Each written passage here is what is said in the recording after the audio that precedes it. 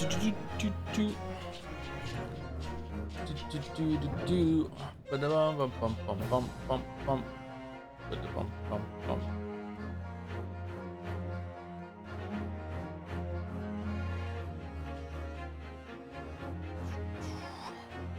Joe, what is your favorite hand-based contact sports game revealed in the Nintendo Direct?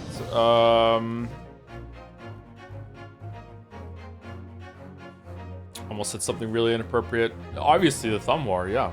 Let's go to? Yep. It's some stiff competition though.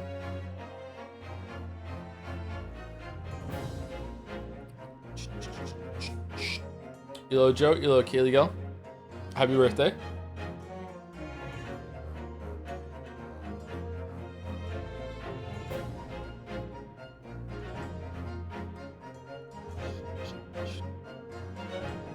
Director's dog shit, huh? Yeah, well, I don't know. Dog shit, no. I don't think so. There was, if you're a weeb, it was really good, right? There was a, they loved their Xenoblade, they loved their Fire Emblem, they probably loved their Dragon Warrior monsters, so. Just not much there for normal people like me.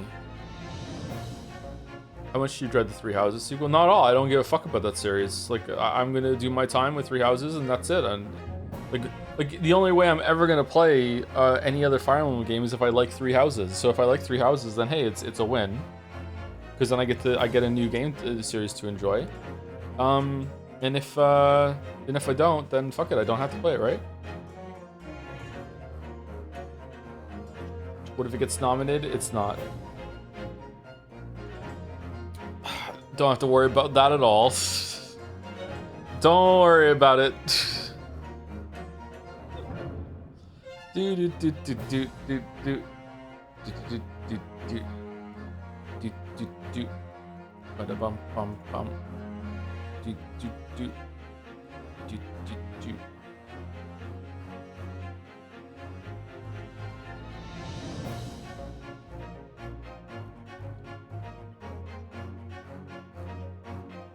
Man, I hate summer.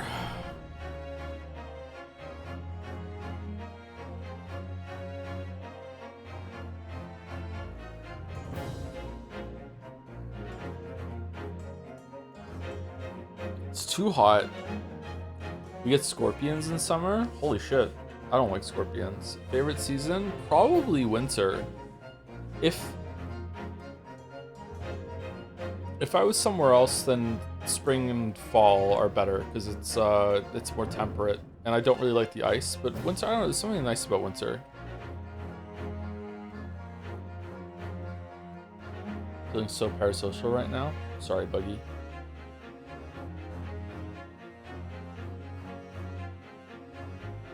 Is the new house nice? Nope, we're not taking that place. Have to find another one. Got a couple more to look at though, so we'll see. Might have to stay here for another month or two and wait it out.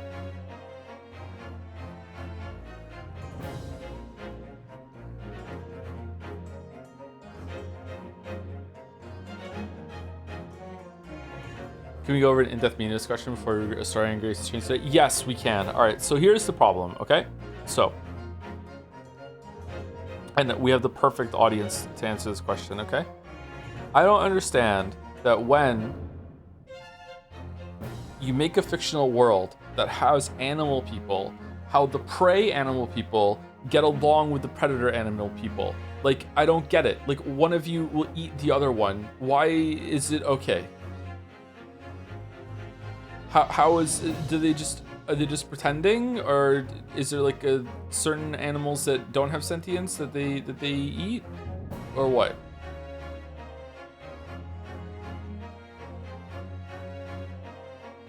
Everyone's talking about bee stars. Okay.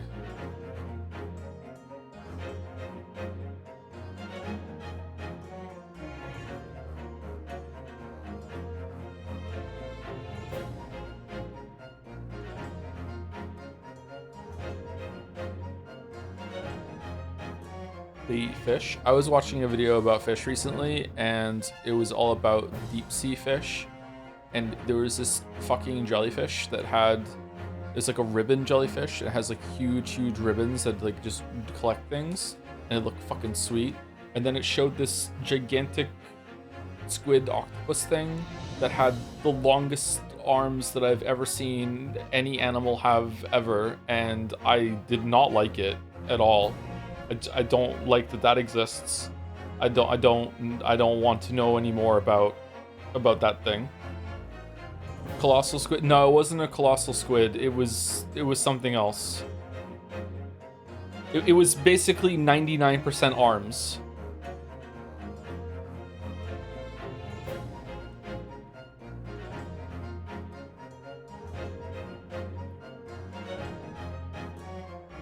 And then it showed like a deep sea snail fish, which was very cute. That was a cute fish. And then it showed some rocks from the bottom of the trench, and I'm like, okay. And then it's talked about how James Cameron went down there. I'm like, oh yeah, that did happen, didn't it? Yeah.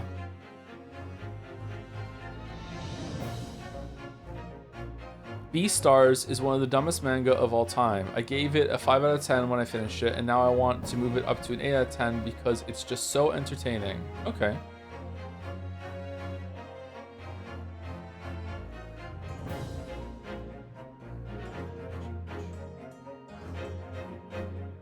Big fin squid? Hold on. The squid or octopus with the gigantic long arms that has only been spotted a few times deep in ocean.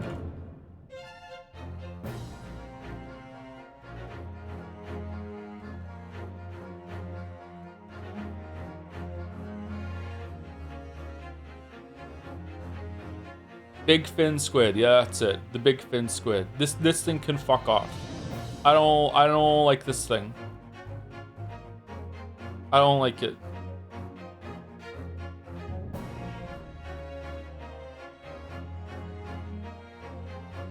Would you beat a squid in a thumb war? Absolutely, they don't have thumbs.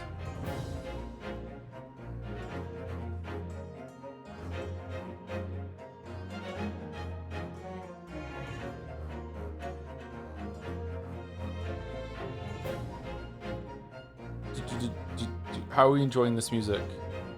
Okay, would you win in a fist fight? Absolutely, they don't have fists. I would lose a tentacle fight. Looks like something out of Abiotic Factor. There's a water monster in Abiotic Factor that I never saw. So I don't know if it glitched out in a weird way, or if you're supposed to see it at some point and I just glitched out the script or whatever, but there's a whole area that's underwater that's meant to have this fucking monster in it, and I never saw it. I went in that water I don't know how many fucking times, and I never saw the monster.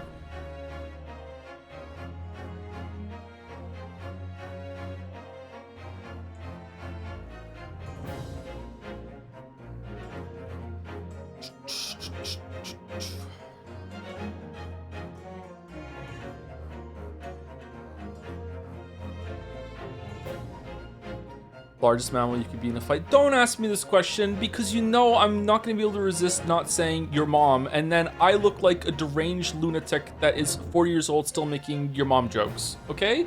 No. It's the questioner's fault. No.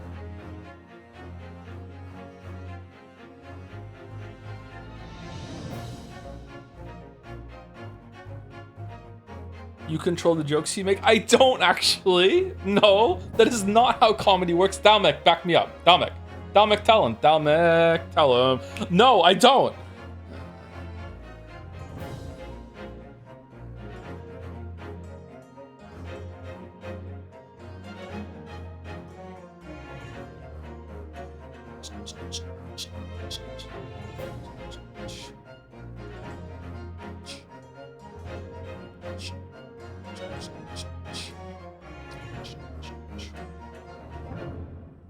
Good news, they added pod racing and Mount Susanna 1 for you. Yeah, I saw the when they jumped on the jet ski in the ocean. That looked rough. They just kind of appear.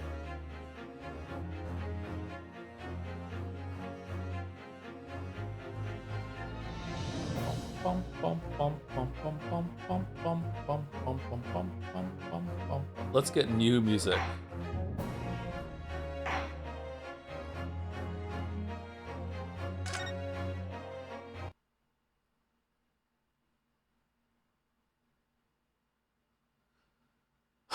For fuck's sake.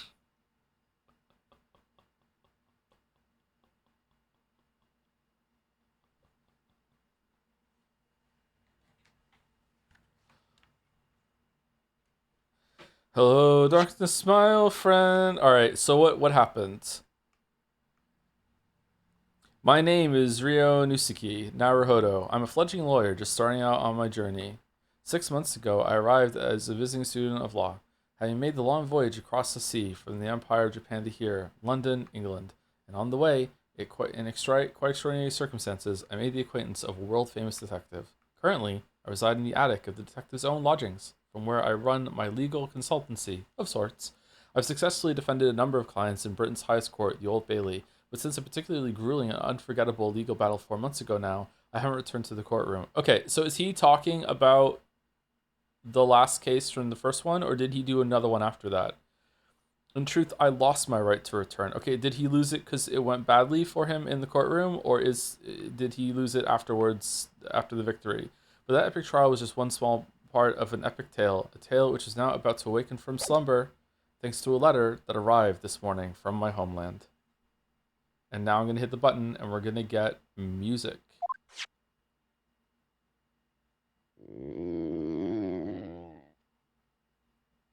It's experimental. Mmm, what a delicious smell wafting up the stairs. It must be nearly time for breakfast. I better go down to Mr. Sholmes' suite and say good morning to the great detective and his flatmate.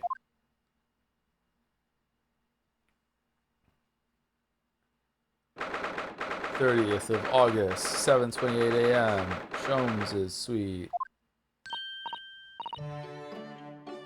There we go.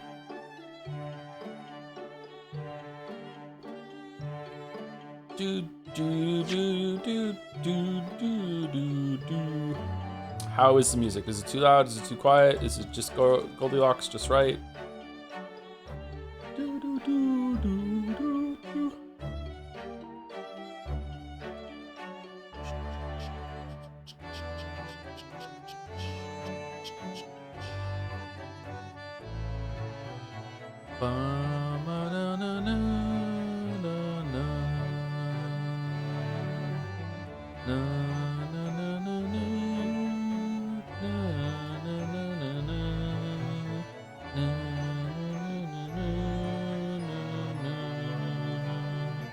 It's nice music.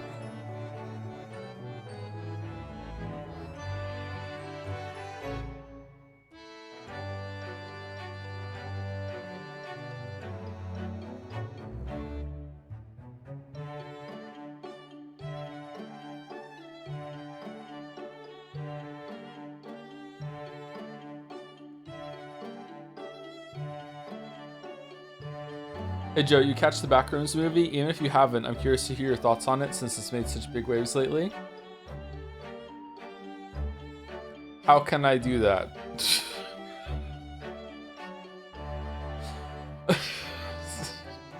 What do you mean?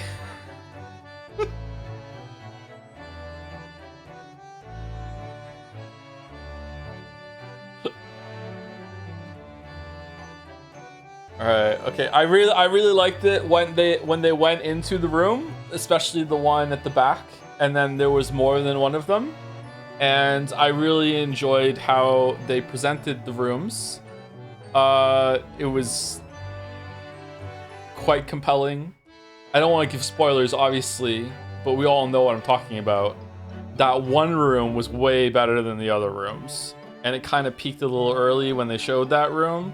And the rooms after that room weren't as good. So I feel like they should have held that room back for the end of the movie.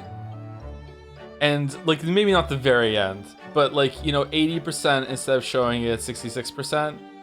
And then, you know, and then when the pirate showed up, the pirate, I feel like they really missed the mark with the pirate, and I feel like maybe the pirate shouldn't have been there at all, and then they should have had more rooms instead of the pirate, and then yeah, and also saved more for. I feel like they should have put all the rooms on a storyboard and then figured out which rooms were the best rooms and which were the worst rooms, and they should have like put them in a sequence that made it so they showed like 70% best rooms at the beginning and then dipped down to the worst rooms and then just best rooms from then on in sequential order, so it's always getting better after the opening. That's what I feel like they should have done. But instead they didn't, and instead it was like a bell curve and it peaked at like too close to the middle, and then the back half of the movie was more room than it should have been, is what I think about back rooms. Yeah. Also, the acting was good. Really like the cinematography. It was well lit. I could see everything that was going on except for that one part, obviously. But you're not meant to be able to see when that's going on. I could understand what the characters were saying to each other, so it's better than Christopher Nolan's movie. Yeah. So there you go. I haven't seen it out of 10.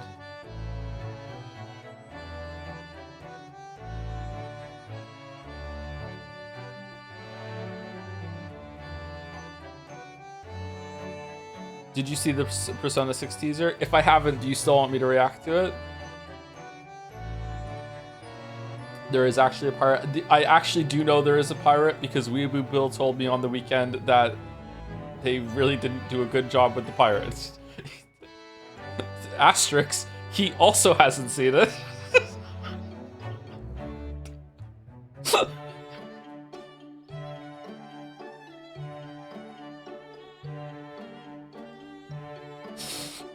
I don't know what the fuck the pirate is, but yeah.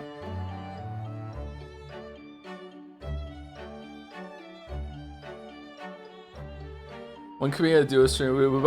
As I've told you before, and this isn't a joke, so it's actually kind of fucked up. Like, if Will came on stream, I wouldn't be allowed to stream ever again after that. You would not like Weeaboo Bill. Okay? You know. So I'm not kidding. He has his funny moments, and I've been friends with him for a long time. But like no. Problematic friends? Huh? Oh yeah, for sure.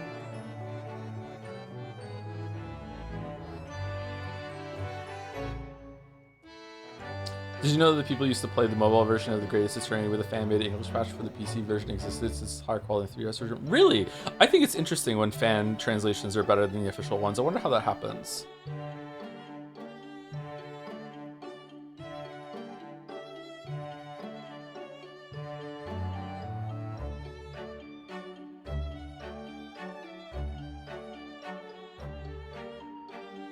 Can we have a collab stream with Bill, but only you can hear him?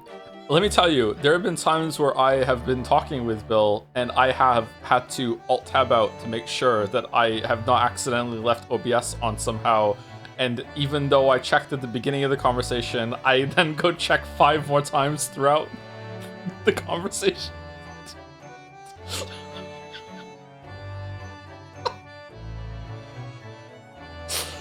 Oh, fucking hell.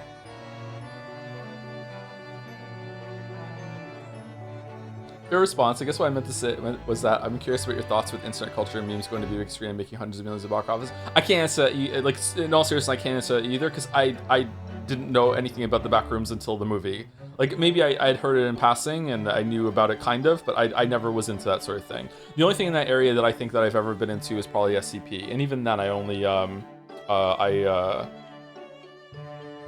read it a bit, like the first couple hundred.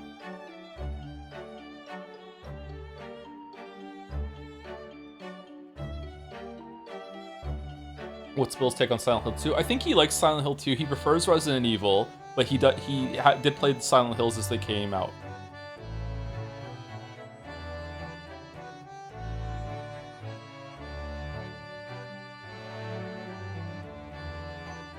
Favorite SCP? The one that refines things that you put inside of them. I thought that was an interesting concept.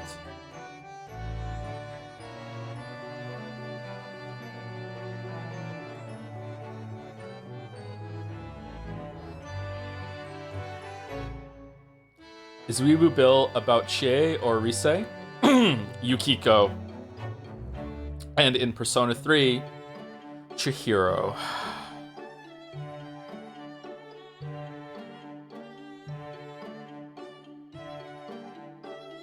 He hasn't played Reload though, so he's talking about original Persona 3.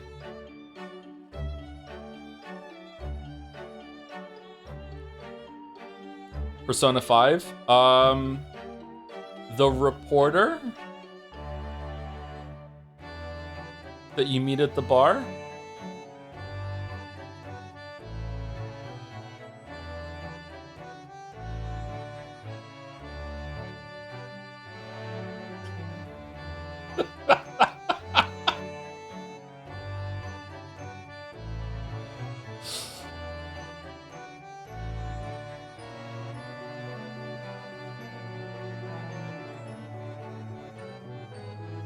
Actually, you know what? That might be doing him dirty.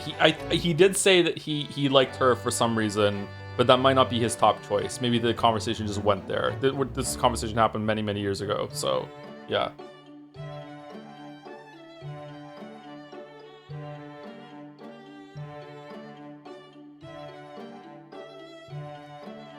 Chihiro. Okay, who's last person to thank you to? It was Nick Bottom. So now we have a new spread that we can start reading. I am very tired. I didn't realize how tired I was until I went out and got food. I'm gonna do my best to read, but it should be okay. We might stream for like only maybe 4 hours today instead of 5, or maybe even 3. But hopefully we can get to somewhat close to the murder or whatever happens. But we'll see how it goes. Yeah.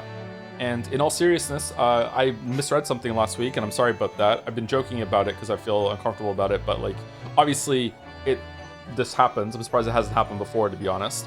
The chances of that happening more go up when I'm tired, so I'm a little bit worried about it, and now my mind is playing things don't say certain words. So it should be fine. But yeah, I do just want to address it. Like, yeah, that was unfortunate. So sorry. Shit happens. Thank you, Buy My Statue, for the 16 months with Joms. Thank you, Stanley G23. Oh, that rhymes with a new sub. Thank you very much when we started. Thank you very much. Thank you, Stolen Titan. Sorry, my window was messed up for a second. Thank you, Stolen Titan, for the 3 months with oh god, my body is red. By who? If only Reggie was there to do the thumb war, he could have done a my thumb is ready joke. That would have been good. Thank you, Tadict. Not Tacit. Tadict for the 17 months. Thank you very much. Amaryl for the 10 months too with you can't tune a fish. You can't download a car. Tune a fish. You can't tune a fish. It's true, yeah. Thank you, The Weapon, for the bits. Muramasa is the first game that Vanillaware, makers of 13 Sentinels, is putting on PC. Please everyone buy it so the dumb dinosaurs running the company get it through their skulls that PC is worth it. Muramasa.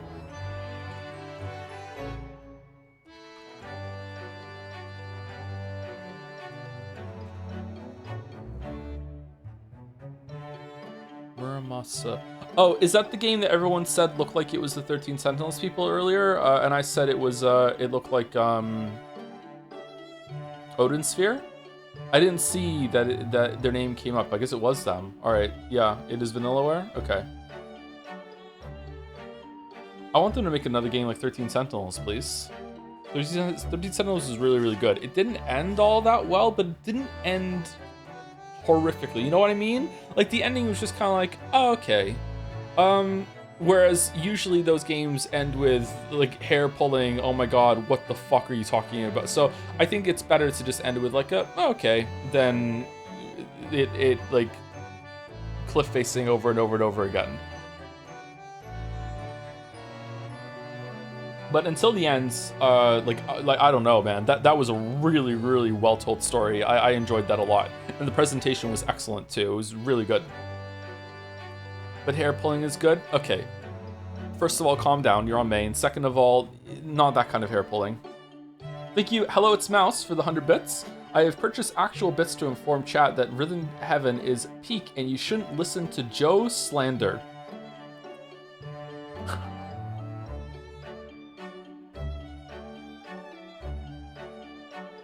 I have not yet begun to slander Rhythm Heaven, but yeah, okay. If you want to... Apologize for what? Saying it doesn't look very good to me? Alright, I apologize for not enjoying a video game that I haven't played. I was so mad you rage me so hard. What the fuck did I do?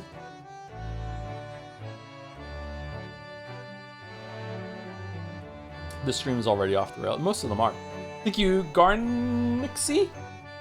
Garn11 for the 5 months. Thank you very much. Thank you, Dalmec, for the 78 months with the message. Kind of impressive that Nintendo opened the Direct with Rhythm Heaven. It's nice that they're giving indies a platform by showcasing the first Rick and Morty tie-in game.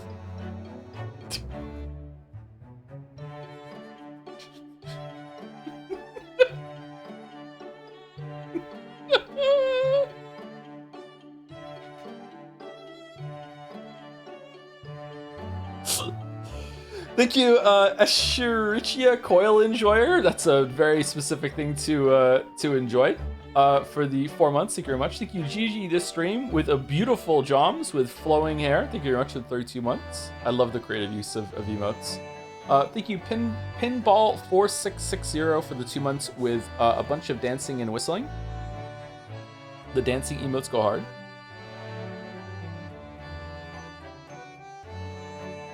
And the last 3 are Edicus, Doge, Wow, and Mojo Maker 22. Edicus with 84 months of the message. Hey Joe, happy to be here. Hope your day goes well from this point forward. I'm gonna read Grace Attorney and then I'm gonna go to sleep. That's what the rest of my day is gonna be. I've eaten twice. I don't need to eat again. I'm gonna feed Gatsby again, and then I'm going to take him out, and then I'm probably gonna go to bed right afterwards. I'm looking forward to laying down. I haven't been awake for too long, though. I've been awake for 12 hours at this point. But I was awake for 24 hours before that, and I didn't sleep more than 7. So I should have had a much bigger sleep, and I couldn't fall back to sleep after 7 hours. It was very, very, a lot of anxiety sleep. Probably because I was there for too long. Take him out. I took him out before the stream, but I'm gonna take him out again. After the stream, obviously. Thoughts on Sorcerer's Dragon's Crown? Asking since Vanillaware mentioned. I haven't played Dragon's Crown. I think the Sorceress design is crazy, but I also think every other design in that game is also crazy. So it's meant to be exaggerated, like kind of weeb comic book sort of style, right? And I think exaggerated proportions definitely have their place in art. I like that it's even between them all. That it's like everyone is fucking insane in that universe apparently. But I don't know how it lands within the game because I haven't played it. So maybe it's worse for her than it's for everyone else.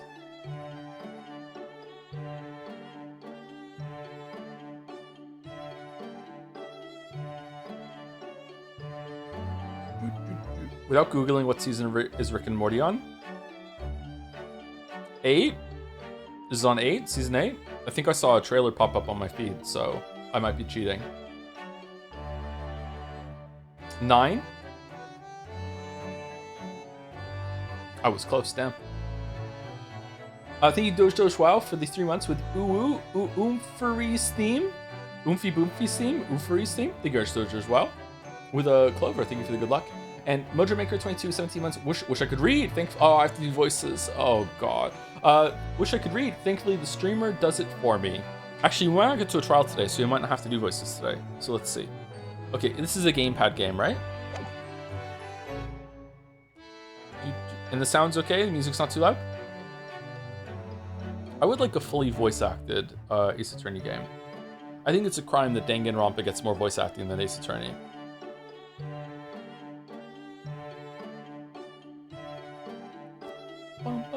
Oh, thank you, Herodroid, for the new sub 2. Welcome, Herodroid. That's an interesting name. Ah, Runo, good. I was just about to call up to you. The bacon's ready. Good morning, Iris. It smells delicious as usual. Bacon every morning. Before we eat, though, I have some news. I had a surprise this morning. Shh, not another word, Mr. Naruhodo. He's back! Best boy's back. This could be just the abstruse thing for my pre-breakfast stagnation repelling mental stimulation, my dear fellow. Morning to you too, Mr. Sholmes. Ah, yes, I see. so that's it. The The truth is as clear to me as day. My faculties of observation have revealed it again. What are you talking about? You, Mr. Naruhodo, you, at this very morning, met with a surprise. Well, is that not the case? Really, my dear fellow, it barely warrants explanation. Firstly, your hair is particularly unkempt, somewhat reminiscent of a bird's nest. Secondly, you have neglected to fasten the third button of your jacket. Clearly, when considered together, these two facts point to you having been flustered this morning. Can I talk now? Are we gonna do a dance of deduction about ourselves? Oh, the machine is back! Oh, because you pawned it and you brought it back. Always be pawning, that's true. I wonder what you pawned instead. I wonder if the pawn shop is ever gonna come back. But of course, though I don't look for admiration, you understand. My hair always looks like this. It's been this way since I first met you. Oh, it has? And the button was ripped off last night, if you remember. By you. Really pulled your button off? And then he pushed it back in. Ooh. Yeah, yes, I recall the incident now. It was after supper, was it not? As the evening advanced, I picked up my violin and began to play the wailing notes of a haunting tune. But then, to my utter dismay, the third string snapped. Why'd that have to happen? Why? Little wonder then that in my vexation, I grabbed the first button I saw and ripped it from its proper place. Well, I'd like it back now, please. It's troubling me that I can't fasten my jacket. And it's troubling me that you expect me to know where it is. Somewhere thereabouts on the floor, one presumes. Helpful. I feel bad for Ryo. He must be missing Susie terribly, and he's here all by himself.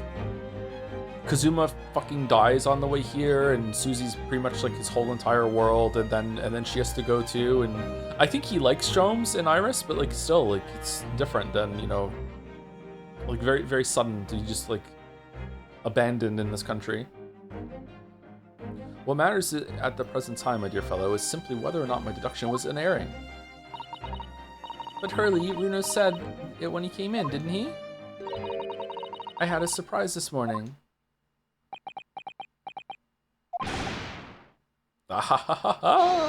Well, that really is a surprise. Still better than BBC Sherlock, apparently.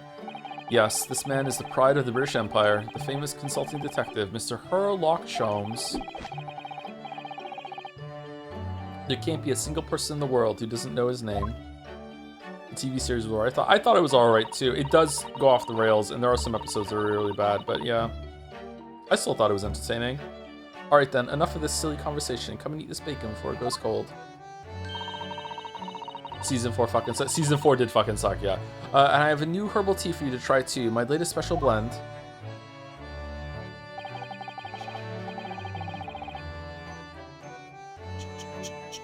Remember that part where Sherlock Holmes, one of the most observant people in the whole entire world, doesn't realize that there isn't a pane of glass in the window?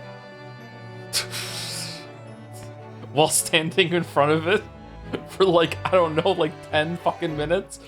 And here we have Iris Wilson, Mr. Sholmes' lodger and companion. A truly exceptional young girl who's the author of a highly successful serialization here in London.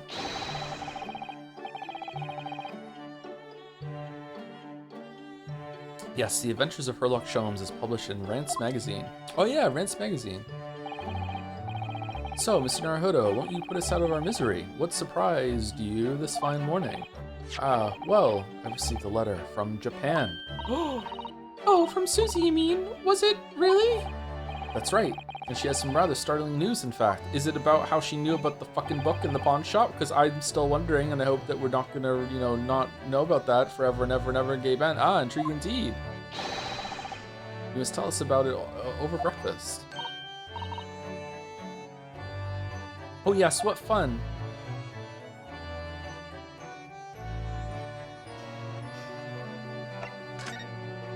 Oh god, nothing particular of note. How do I look around? Oops, long-ass message. It's probably hard for us to imagine how alienating it would feel to be across the world from your home country in an era where internet, TV, telephones, etc. don't exist. Even mail would take weeks or months to reach anyone back home. You can't go to a local Japanese goods store or whatever to get a taste of home. It's probably very difficult for you to be alone. I went through something kind of like that the first time I moved to Canada from the UK, and then again when moving back to the UK from Canada, because the internet wasn't really around at that point, or was just very, very new. Yeah. You going to check, Joe? Isn't it going to be new stuff? That machine really is imposing, isn't it? But I can never remember its name. Really calls it his great analytoscope. It can analyze anything at all. That doesn't really help me. What does analyzing something even mean? Ah, an extremely astute question, Mr. Naruhodo. Sorry? I think it's easier for a kid because you don't really have a lot of stuff established at that point. Yeah. Well, as Iris said, my machine here spits out analysis results of anything with which you care to present it. But how to interpret those results, that's the key, and I confess I have no idea. Clearly, I'm going to have to construct a great analytoscope to solve the problem. Didn't he say that last time? That might not help. Maybe it's the same things as last time, we can skip through them. Let's see. Oh, we can't do that.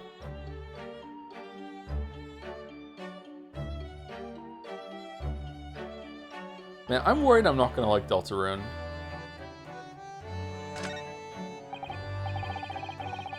Ah yes, Mr. Sholmes' faithful musical companion. Wasn't this violin made by somebody famous? Yes, it's a Stradivarius. Though I'm afraid you'd have to save up for 100 years before you could afford one, Bruno. But didn't you buy it for a song, Mr. Sholmes? I found it at a pawnbrokery among the forfeited articles. It clearly said Stradivarius on the label. What? The ignorant broker had no idea of its true value, you see, so I paid a mere 55 shillings for it. Yes, I have something of a turn for shopping. Sherlock Sholmes, bargain hunter. But is it really a Stradivarius then? Who the fuck knows? But of course, my dear fellow, it said so on the label. I think perhaps the ignorant broker had something of a turn for selling. Books, papers, scientific implements. These shelves are stuffed to the gunnels. Miss Susato wouldn't be able to help herself if she were here. She can't stand mess. Susie might not be able to stand mess, but she wouldn't dare touch those shelves. Oh, why not? Everything is in intricate balance. Hurley spends ages on. I really did forget how much she looks like a World of Warcraft gnome. If you were to touch even one thing, the whole lot would come tumbling down.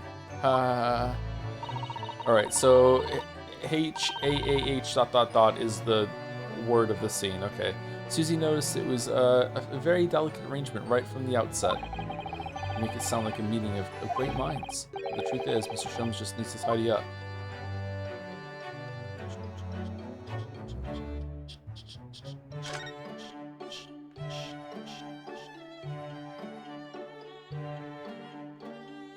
Really, this one?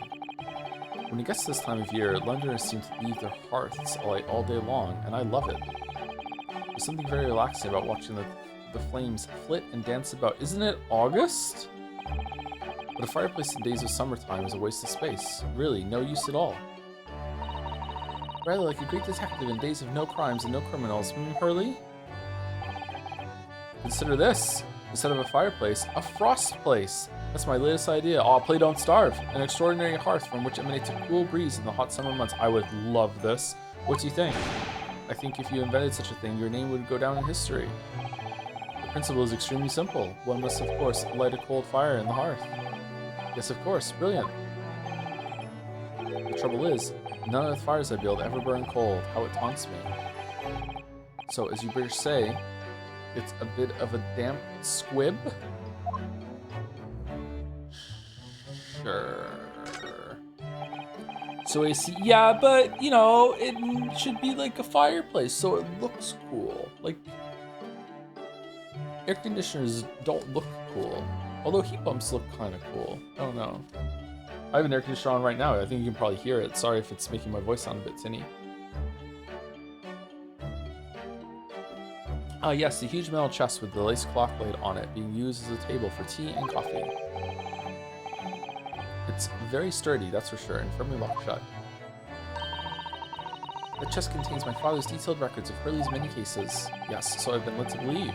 Though personally, I've never actually seen inside.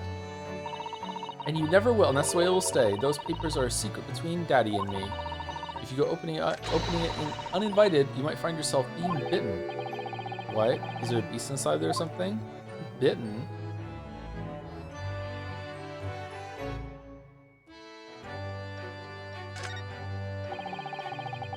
These are different pieces of evidence for cases you've solved, aren't they, Mr. Sholmes? That looks different on the right there from the first game. Maybe I'm just remembering it differently.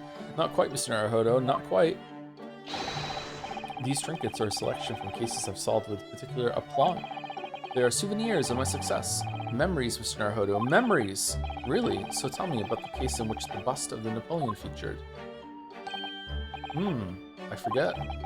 Memories, he says. Wonderful, Mr. Sholmes. Wonderful.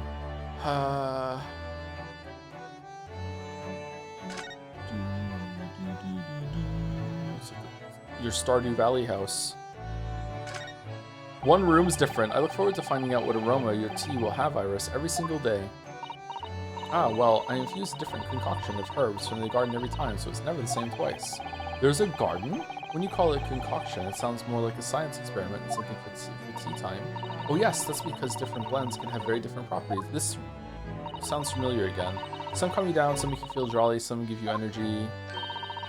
Today's particular blend is something quite special, so you're really in for a treat. That sounds ominous. Did you find Hurley's cocaine? Yes, this is where you note down ideas, isn't it, Iris? What's in the melting pot today? The blue carbuncle. Yes, it's from a case of theft that Hurley solved ages ago, the theft of a precious stone. Carbuncle is another name for a garnet, you see, especially if it's cut with a rounded top. I really like the word carbuncle. It's fun to say, it's fun to read, it looks fun just on its own. Great word, top tier word. Oh really? And this garnet was blue, was it? Well, that's the thing, they're usually red. No blue garnets have ever been discovered. Oh. So who knows what the stolen gemstone actually was? That's the real mystery of the case. Proper Herlock Sholmes conundrum, huh? Am I talking loud enough, by the way, or should I move the microphone a little closer to me? I can type with my eyes shut, you know. I can believe it. When a deadline's approaching, you sound like a Gatling gun. That reminds me of a dream I had the other day. It was such a funny one. It woke me, actually. I was typing for a whole hour in the pitch black, but I didn't make a single mistake. That's incredible. But then, when it got light, I found that there wasn't any paper in the machine. RIP! Now I wonder if I'd actually been typing at all. I think you might just have fallen asleep on the job. That sucks. That sucks so bad. There's, like, doing work can sometimes be difficult. We all know this. Doing work you've already done is 100 times worse. Like if you like lose progress in something, or it didn't save, or like you realize that you made a mistake, you have to do like, oh, I hate having to do something again. All right, so we're talking now. Back. Yeah. Okay. Present. I'm a lawyer.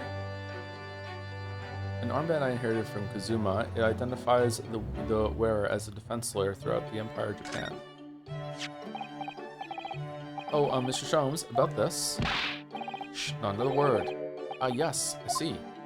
He has a stock phrase for nothing. This would be a collar for a breed of miniature canine with a particular long... I was wrong, okay. And for winter use. Actually, it's the armband I always wear that symbolizes my role as a defense lawyer. Precisely, which leads us to but one conclusion. Your arm is, in fact, the particularly long neck of a miniature canine. I'm starting to wish I'd never shown him this now. The man's barking mad.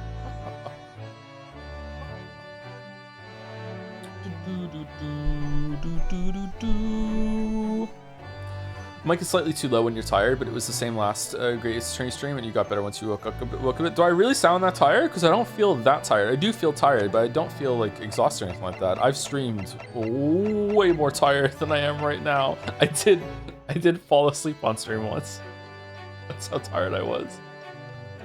The Baldur's Gate 3 stream, I'm just gone. Let's see, stream 17 of Baldur's Gate 3, I think. I don't know. When we were in the sewers underneath Baldur's Gate, like I legit fell asleep.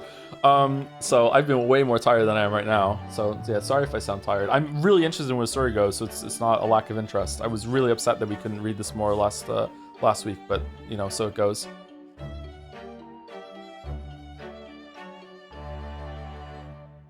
Dude, oh, thank you, Mango Juice XRA for the 10 months. We've just finished Metaphor, but I wish I'd stopped around around the 90% mark. Nice, it lives on.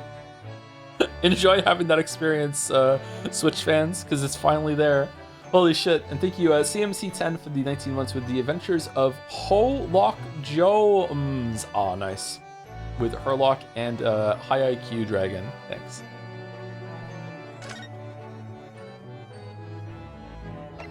Anything for Yowie?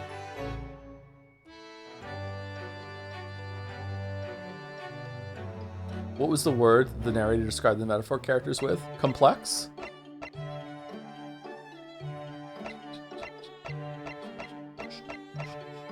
In Yeek's stream 2, you went for a few minutes in silence a few times because you were that tired and combat was that boring. The combat was really hard. Yeek was nowhere near as bad as everyone said it was going to be, probably because of, you know, well, we discussed it at length, so we don't need to go over it, but the combat was as bad as everyone said. The new combat looked way better in the version that Mouse played. Michael. This is the letter that arrived from Japan this morning by International Post. Oh, how lovely. Look at Susie's beautiful writing. I wish I could read it. And how is your judicial assistant faring, may I ask? She's very well, thank you. In fact, according to what she's written, she actually appeared as a lawyer at the Japanese Supreme Court and won a case. Okay, so how long would it take the mail to get here? It's gotta be weeks, right? Ah, really? Oh, isn't she wonderful?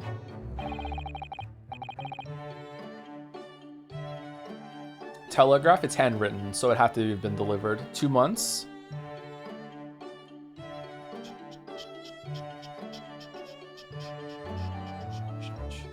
A cut above your good self, my dear fellow. I've won cases too, you know. What year is it? It's late 1800s or something, isn't it? Is that what it said? I can't remember. Yeah, it is definitely late 1800s. It's the Hunt Showdown era. Hunt Showdown's getting some big updates, by the way. They're changing the weapon systems. Bows are now a 3-slot, and things go up to 5 slots now, maybe even 6 slots. It's crazy what they're doing with Hunt Showdown. I know you're all interested. Let's turn the game off and talk about Hunt Showdown for an hour. Like, I can't believe the meta shift that's happened. I've won cases too, you know. Apparently, Mr. Natsumi appeared in the trial as a witness. Natsumi? No, I don't recall that name. Of course you do. You helped the man twice. We helped the man twice. What do you mean twice? You know, in those 2 cases that took place on Briar Road 6 months ago. The mustache twitchy man with the somewhat feline eyes and the mustache? Said mustache twice. You didn't have 2 mustaches, Hurley? Maybe you did. Yes, who could forget those 2 cases? They made a very deep impression on me.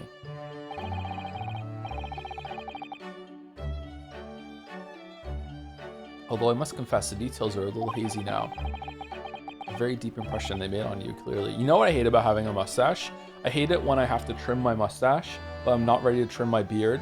And then my mustache is like really cut like short and looks really like prim and like proper, like put together. And then the beard below looks fucking crazy compared to that. I hate how it looks. Kind of got like some Amish vibes going on. I don't like it. A very deep impression they made on you, clearly.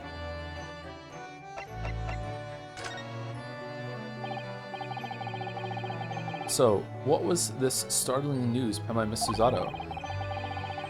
Do you remember the case of the haunted lodgings, Mr. Sholmes? Ah, yes, it's very interesting, you know. I don't feel entirely uncertain that a case of that nature did not occur. He's totally forgotten then. Anyway, in her letter, Miss Susato asks that we need to read over her case notes again and investigate further. Though it took place half a year ago, for what purpose? Because of something that Mr. Natsumi said to her, apparently. He suggested that the real reason why she was called back to Japan so suddenly might have something to do with that case of the haunted lodgings. Oh? On Mr. Natsumi's return to Japan, Miss Suzada's father questioned him about the case, she says. And something Mr. Natsumi said appeared to trouble Professor Mikotoba, prompting him to send that telegram, where he pretended to be sick to get her to come home?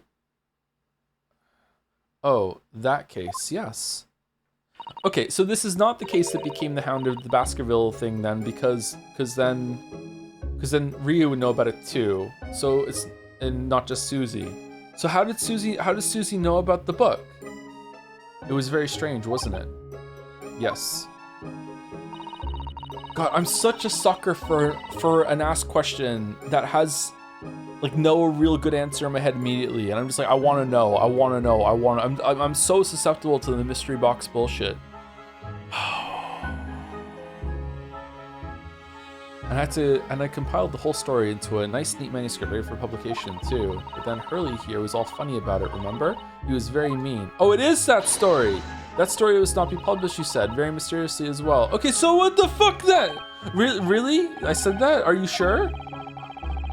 Did you like Lost? I loved Lost when it was going week to week, but then it lost me. Sorry, not intentional. You know, that joke is really in the back rooms. I didn't like the ending at the time. I might like it now that you can watch the whole entire thing, yeah. Do you perhaps know something about it as well, Mr. Shomes? Dark is peak. Dark is so good. Dark does lose me a little bit in the middle, that like everything is just a bootstrap paradox, but I feel like eventually it justified that as like it's trying to make a point with it. And the ending wasn't my favorite ending in a story, but I still did enjoy it. But Dark is really, really good. I can highly recommend Dark as like a rock solid like 8.5 out of 10 show maybe. Like yeah, like Dark was good.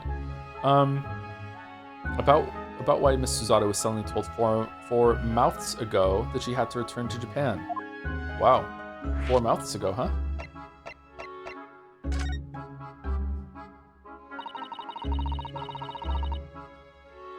It's been 4 months now since we waved Susie off at Dover, not mouths, Mr. Shomes. It was such a shock, wasn't it? The way she just suddenly announced that she had to go back to Japan. Indeed it was, due to a telegram she received from her homeland, I believe. That's right, telling her to return urgently. Yes, because her father had passed away. No. He just said he was suffering from a high fever, the cause of which was unknown. He's not dead. Lost Walks of Leftovers could run. I watched the first episode of Leftovers and I was really, really interested in it. It also has Christopher Eccleston in it. I really like him. He was a really good doctor on Doctor Who. I'm sad he only got 1 season to be the doctor. Leftovers, I don't know why I didn't go back to it. I want to finish, go back and watch the rest. Yeah, that has such a weird ending of the first episode of Leftovers. Like, doesn't it end with like they go out and start hunting dogs? Leftovers, don't know what it is. I don't know why we're yapping today. I'm sorry. I'm disrespecting the game a bit. Leftovers is a show that's based in a world where is it 10% or is it 2%? It's some low amount of the population gets raptured pretty much. It's not like half the population. It's quite a low number, but it's still enough that pretty much everyone was affected by it. I think they probably picked a number that everyone would be affected by it, but the world wouldn't end. You know what I mean? It was a very low amount of the population just one day just literally just disappeared on the spot. Just from all around the world, all different places. And it's basically about how the world is dealing with that loss and how everyone would react to all the people just suddenly just disappearing out of nowhere. And apparently, like, it did something fucked up to the dogs. So I don't know if animals were affected too or whatever like that. So the episode ends with this really interesting thing about like how like there's just whole teams like go around like hunting wild packs of dogs because they're tormenting the people now. I should go back and watch it. It looked interesting. I liked the first episode. So is the most religious 2% of the population random? What? No, when I say sorry, I shouldn't have said rapture because rapture implies that it was a religious thing. No, it was completely random. It wasn't a religious experience. It doesn't explain exactly what happened. I don't know if it ever does. Yeah, it's just basically a random portion. So it's pretty much, I think probably almost every single family, like, you know, lost someone. Did you ever watch Pluribus? No, but I read the whole thing on Wikipedia. Pretty good show, yeah. I enjoyed it.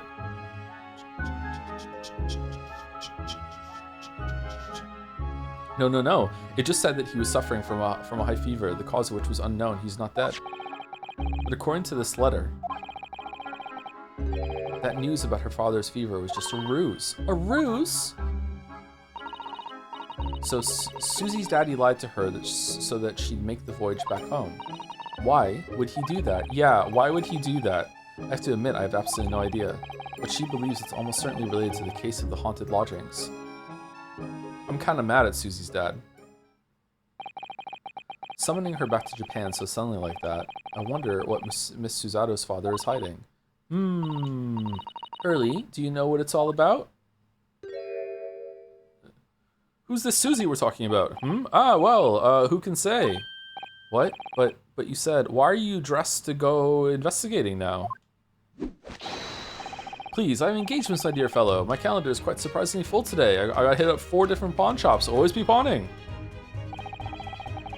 And in my notebook, I have tea with someone called Crawling Ollie. I just like saying Crawling Ollie. And a stringent analysis of the matter would be excessive, I feel, even if I were quite at leisure. So, man the fort in my absence, won't you, Iris? I will, Hurley. Don't worry. See you later.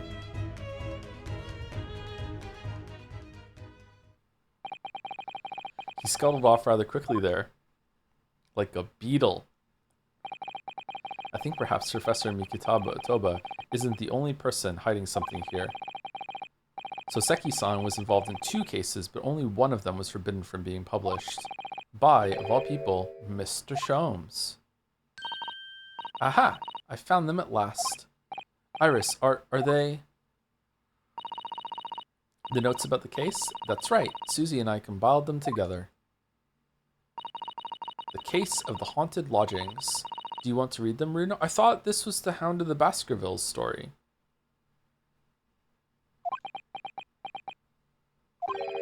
Absolutely. Thank you, Iris. New music just dropped? Whoa.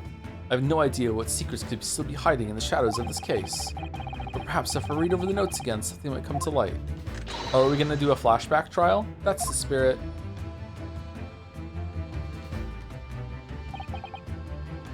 And so, Iris and I decided to read over the case notes again together.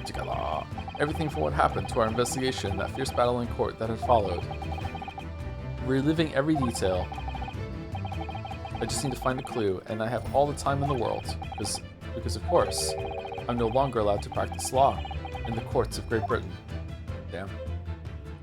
Alright, do you think Phoenix and Maya are handling Lotta Hart's death well? It was so tragic, she was testing her time-traveling camper van, and the only thing that was left was a pair of burning tire marks. She's dead for sure?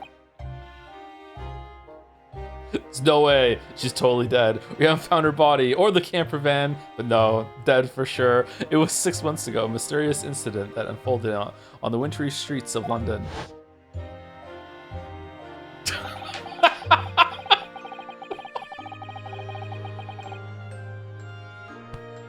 Always be crawling.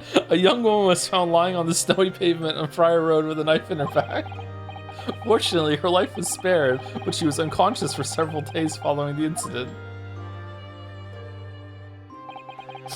The fog was thick and nobody saw her attack her, but by a cruel twist of fate, a visiting Japanese student was walking behind her at the time and was duly arrested. That man was Soseki-san, and the man who effected his arrest was Mr. Sholmes.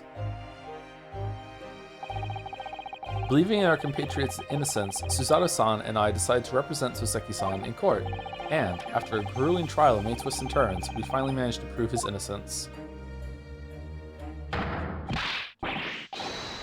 Joyous, joyful, joyous, jubilant, jubilation was the man's reaction after the trial. But his jubilant jubilation was short-lived. Oh my god. We received a telegram from Mr. Sholmes the following morning. The victim of the Briar Road stabbing has regained consciousness. Hurry to Bart's at once. Oh my god, are we gonna talk to Crawling Ollie? No way. So Suzada-san and I summoned a handsome and headed immediately to the hospital.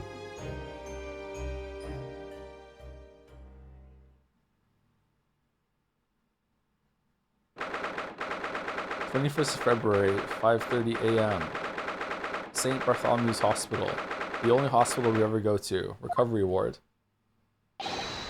There you are at last! Good morning, Mr. Sholmes.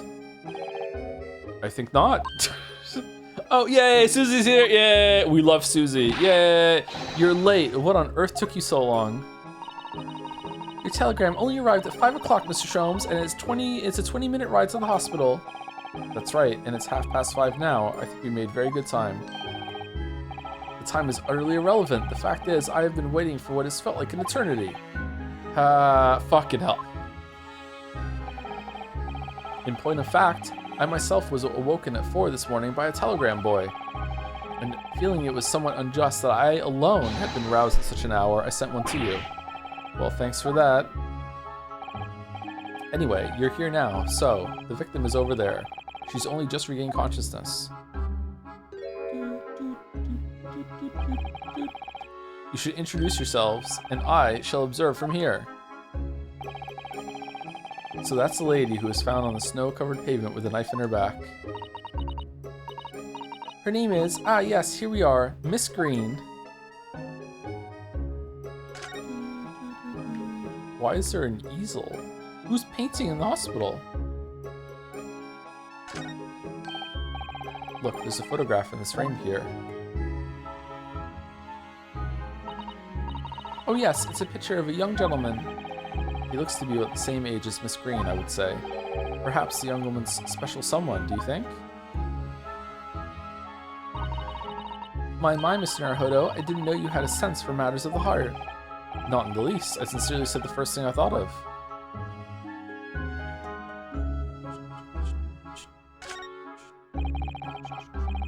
This rounded wooden figure isn't the most charming, is it? I don't think that's a decoration, Mr. Naruhodo. It's an artist's mannequin, I believe, used when practicing sketching the human form in different poses. Really? It's not exactly what you call a typical figure for that purpose, though, is it? No, I suppose not. I confess I've never seen one quite so full-figured before. How is this relevant? Well, if you want to draw a full-figured person, it's the right tool for the job. Oh, there's a hook for the window and everything. Damn. This looks like the patient's treatment notes. Let's see.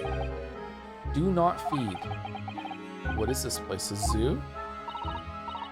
You know, I seem to remember seeing an almost identical sign in our local park. For the pigeons, yes, this is a person. Poor woman, I hope she hasn't read this. What game? What the fuck are we doing? There are lots of bottles in that cabinet, aren't there? Above the bed? Do you think it's safe to keep them like that? Yeah, it's... Hee. If you were a patient here, I feel sure you took some medicine by mistake when you were half asleep. That is a worry. But at least the cabinet has a lock, even if it's only a flimsy-looking one. Oh, I've no doubt you've managed to unlock that somehow while you were half asleep as well. There are limits even to what I can do when I'm half asleep, you know, Miss Susato. Still calling her Miss Susato. Eek! A mouse, Mr. Naruhodo! An enormous mouse! Vermin in a hospital? That doesn't seem the best. It looks like a very healthy specimen, doesn't it? It's very plump. I'm not sure we can say that's down to the excellence of this facility, if that's what you were thinking. Very tame mouse.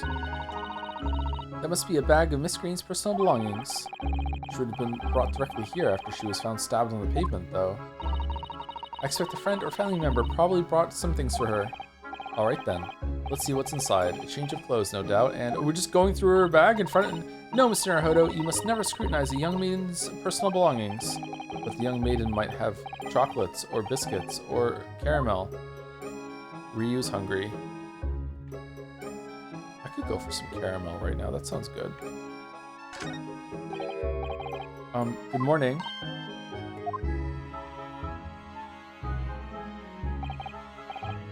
Hello, I'm Ryo Nusuke Naruhodo from the Empire of Japan.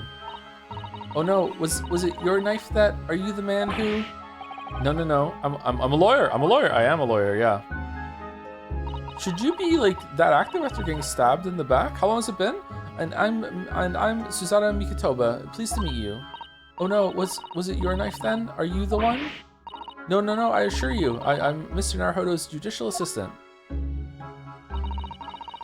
We heard that you regained consciousness and wanted to come to give you our best wishes. Best wishes for me? Thank you. I'm olive green. I'm an artist. Well, no, that's not right, is it? What I mean is, I'm trying to be an artist. Oh, that never goes away, love, I'm sorry. Well, what I really mean is, I desperately want to be an artist. What's with the key? But the truth is, I don't have any talent. I know I don't. You know what? With words like that, you are an artist. It's no wonder I was stabbed in the back. Aww. I don't think that's related, actually. Gosh, this young woman seems to bend over backwards to put herself down onto the floor where she crawls to where she needs to get to sink through. You should ask her about what happened from her perspective, I suppose. About the incident, about yourself. To suddenly be struck in the back by a blade as you were walking along the pavement. What a terrible experience you had, Miss Green. It was so cold that day and the fog was so thick, I couldn't see a thing. That was 4 days ago now, I think. Is that right? What is this crawling bit? Because it's the crackpot theory of how she ended up with a knife in her back that fell from a window above into her back was because otherwise it would have hit her head, right? So how to hit her back was that she just crawls everywhere. And then someone in chat said, Crawling Ollie, they call her because her name's Olive, and there you go, it was born. It was not that she crawls everywhere, it's just that she found something on the floor and bent over to pick it up, and then the knife fell on her. A bit worse than Henry. It's fucking a great bit. I don't know what you're talking about. That was 4 days ago now, I think. Is that right? 4 days and you're standing upright with a knife that went in your back to the point that went into a coma? Holy shit. Yes, that's right. I'm afraid you've been comatose all that time. But the case has been solved, hasn't it? Well, I've been here in hospital, I mean. Oh yeah, indeed it has, my dear madam. Spectacularly, by none other than I, Herlock Sholmes. Mr. Sholmes, as you well know, it was Mr. Naruhodo's hard work in court that solved the case. Are you yet to hear what happened, Miss Green? Yes, I'm afraid so. What? That's fucked up. A gentleman from the police force is supposed to be coming to fill me in shortly. That's fucked up that she doesn't know. Oh, I see. Is it Sholmes? Me coming around seems to have made everyone frantically busy. I'm so sorry. I should never have regained consciousness. It was selfish of me. Oh no, we're all so relieved that you're on the mend, Miss Green. Really, we are. With that kind of attitude, maybe her surname should be Blue, not Green. Thank you, Ryu. Very cool. What the fuck are you talking about? All right, what else is here? This girl is blue, and so am I. Ah, this looks like the treatment notes for whoever's occupying this bed. Let's see. Do not permit to run around the hospital. Is this the mouse's bed? The patient doesn't seem to be here at the moment, so he or she is probably running around the hospital then. Oh dear, how worrying. What's worrying is why they haven't discharged the patient yet.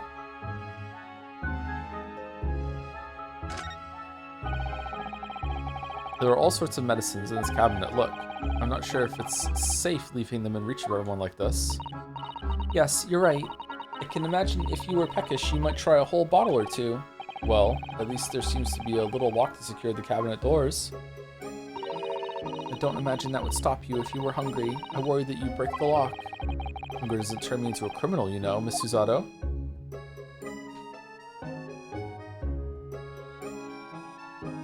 They're so formal with each other.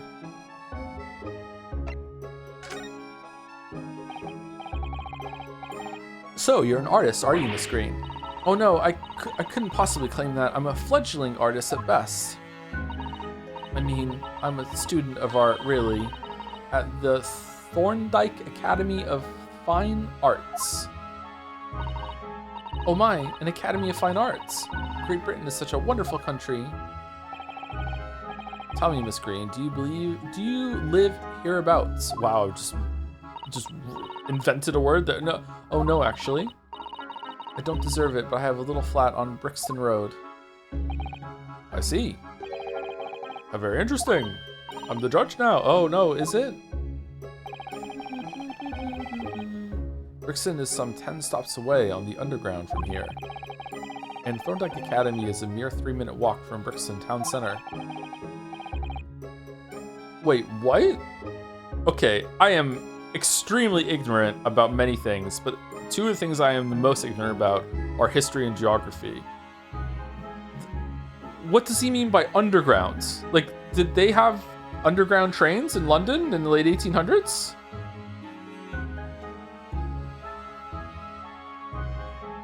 Yeah, really? Was it like a limited scope sort of thing, or what?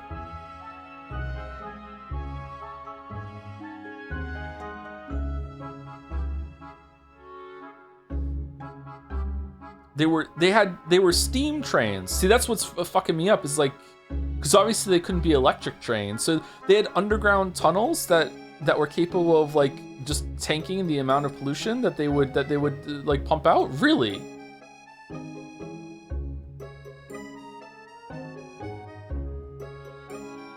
Damn. All right, that's a really interesting to learn. I didn't know that. I would expect that it was probably, I would probably guess like early to mid 1900s that they would have had that. Not this early. Damn. All right, that's really interesting. Does that matter, Mr. Shums?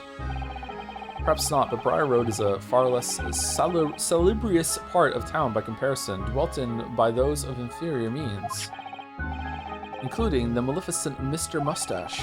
Mario? Inferior means? I suppose Soseki-san does fit the bill.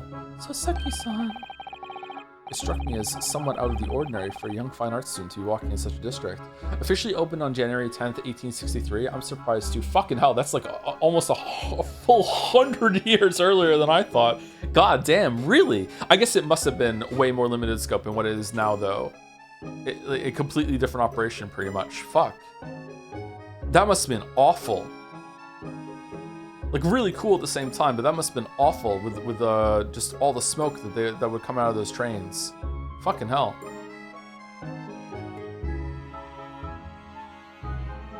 Struck me as somewhat out of the ordinary for a young fine arts student to be walking in such a district. That's all. What's this? She's suddenly clammed up. Mr. Sholmes, you should be ashamed of yourself, prying into a young maiden's private affairs. Oh dear me, do forgive me. If you don't mind. I'm being discharged shortly, so I need to pack up my things. So soon? It was a knife. Oh, it's London. Yeah, okay. Oh yes, of course. We won't keep you. Thank you so much, Miss Green.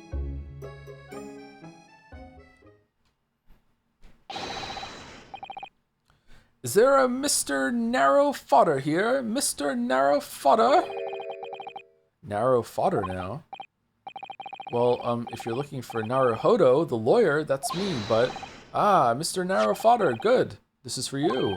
I'm the judge. This is my daylight gig. It's a message from Mr. Saucy Nutsmeg. Mr. Natsumi sent a message to me? But why would a policeman be delivering a message from Mr. Natsumi? Exactly. What's going on? What's a Scotland Yard constable doing playing delivery boy at this time in the morning? Is he back in prison? Arg, what are you waiting for? Let me see that. Oh. Well, this is most unexpected. I love his weird ass fucking serious stare poses that he does. Especially when he's told that he's wrong about something and he just like the stare of the Sherlock Abyss where he's like, oh. He's so fucking strange. Is something wrong, Mr. Sholmes? Is something wrong, Mr. Sholmes, he says. Have you not seen this note? No, how could I have? It would seem that London's criminals have no intention of letting the great detective rest. A new case calls. A case of murder, no less. We must depart at once. Ba-da-ba-da-da! Murder? Call a cab. Time is of the essence. Let's take the underground. I want to see it, but the trouble is, we've yet to read Mr. Natsumi's note. I was thinking we ought to pay him a visit in his lodgings once we did. He's not there. He's in prison. Oh, scene end. That would be entirely convenient. Convenient? What do you mean? It's all here in the note, my dear fellows. The murder we must investigate took place at Mr. Mustache's lodgings. Oh wait, never mind. Wait, what? I'll hail a fiacre at once. The fuck is that? It was only yesterday that Soseki-san was in court and we were dispelling doubt. It was yesterday? What? We were dispelling doubts about this. So Soseki-san is going mad with power. Damn, this lawyer can get me off about anything. I'm gonna go kill someone now. No one would believe it.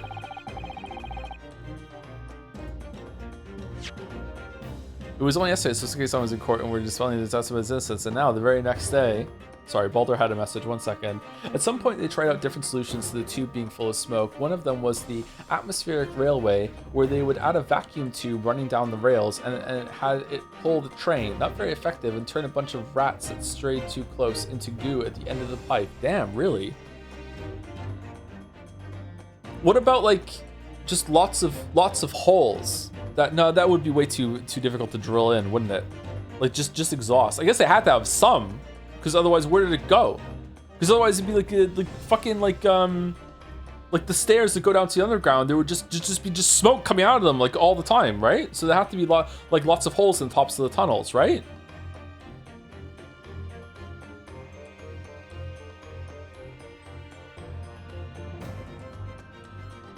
How's your grip strengthening game? Oh, I could kill a man. Yep. Why can't I? Oh yeah, okay. He may very well be the unluckiest man alive, or so it seemed to us at the time, but we were soon to discover it was way worse than we thought. Have you heard of manholes? Yeah, obviously, but like the amount that you would need for that, and also their size too. Like trains make a lot of fucking smoke. Of course, he's heard of those who are playing Gary's attorney. Whoa! What the fuck? 21st February, 7:18 a.m. Mr. Natsumi's lodgings, ground floor.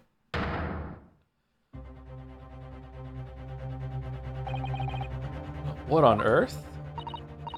Oh my, the gentleman is deceased without question. He's dead. Did you clean up? The locum student, Mr. Naruhodo Esquire.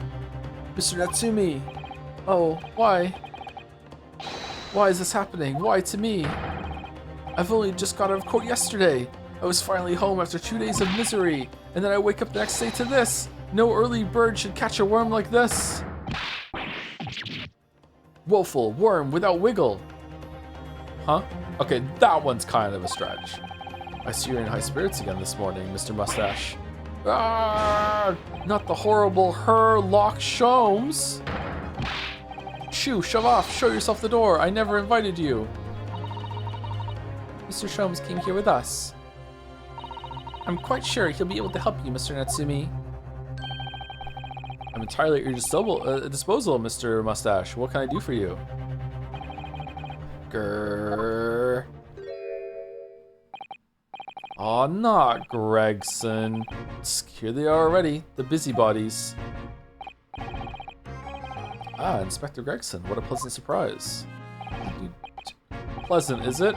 Gives me heartburn every time I see your face at a crime scene, Sholmes. Why is the game dropping frames? What's going on? Maybe I should have restarted the computer before I streamed. Hopefully it's not coming through on stream. I deduce, Inspector, that your heartburn is a result of your excessive consumption of fried food. Good morning, Inspector. This is a crime scene. Don't you go touching anything.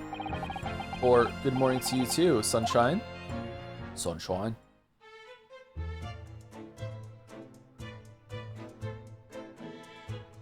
So Seki, this is not your apartment. Where are all the books?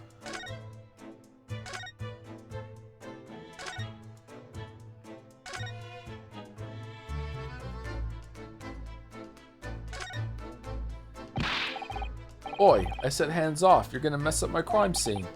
Oh, no, I just wanted to look, that's all. No chance, I know you're kind. You'll mess it up just by looking at it. Ugh, someone's in a bad mood. Ha, there's certainly some bad air in here, isn't there? Alright, sounds like I better talk to the inspector first and try to curry some favor.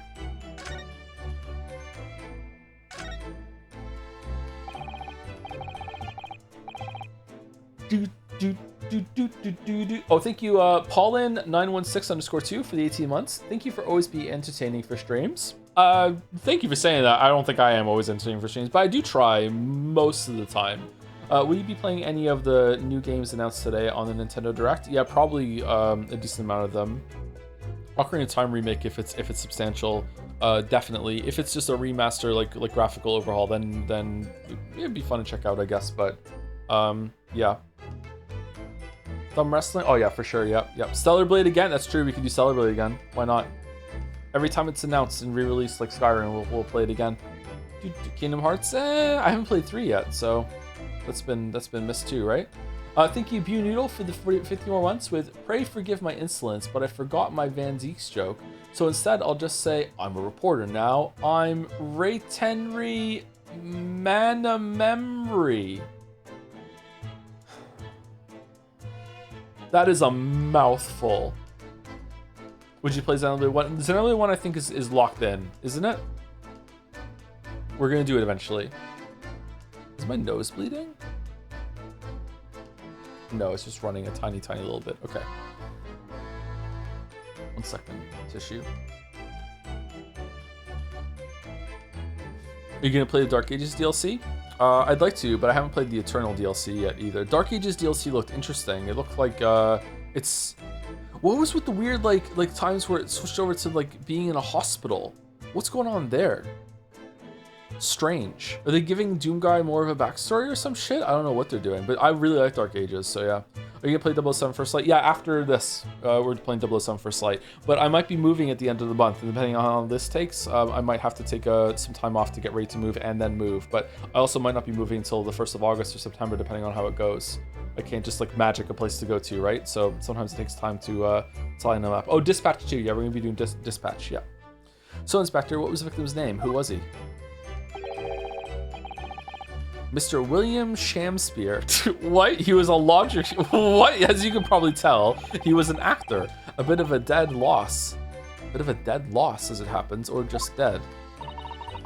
Mr. Shamspeare. Mr. Shamspeare, son. It was the landlord, old Mr. Garadeb, and the other lodger, Mr. Natsumi, who found him. The fella didn't rise at his usual hour, so Garadeb got worried and kicked the door down. But doesn't Mr. Garadeb have a bad leg? Ah, yeah, you're right there. It was that jittery Japanese hunchback over there who actually did the kick-in. Really? Soseki-san? The victim was pretty hard up, it seems, even done some time inside for petty crimes. He had no money, no place to go, and no friends. His only acquaintances were the people in this house. Okay, so this is Shamspeare's apartment. It's not Soseki's apartment. Okay. So Soseki is Soseki gonna be the one that goes down for it again, or what? Because miserable life and a miserable end to it. So what exactly is Mr. Natsumi still doing here? He's not involved in the investigation, so shouldn't you have sent him away from the crime scene? He would have been arrested by now, right? Well, I'm not saying it's because the fellow looks odd or anything, or that he acts suspicious, but I thought it would be prudent to take a statement from the cohabiter. You nearly said culprit there, didn't you? Oh dear. Mr. Natsumi appears to be under suspicion again. It certainly seems that way. He does just come across as such an odd fellow, doesn't he? Poor man, how unfortunate. Anyway, I can't say much until the coroner gets here. But I don't think the fella's been a goner that long. The body's still warm. Oh shit! What? Even if the inspector would allow it, I don't think I could bring myself to touch a dead body. Like literally warm, or just a figure of speech? How long does it take for a body to lose its heat? I would imagine that probably happens fairly quickly, unless it... I guess with clothes, it would retain the heat more for longer.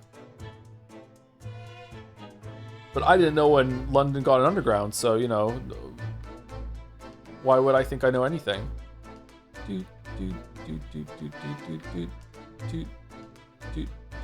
Why are all these checked?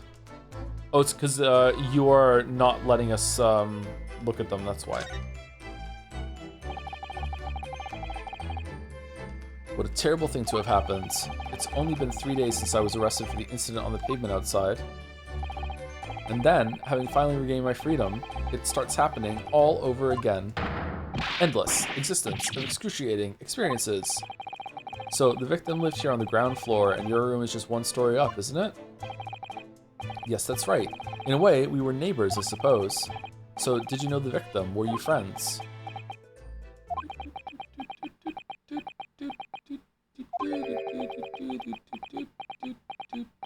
He's playing an invisible Game Boy. And losing. What's the matter with Soseki-san now? It was an innocent enough question, wasn't it? Why does he seem to be so shaken by it?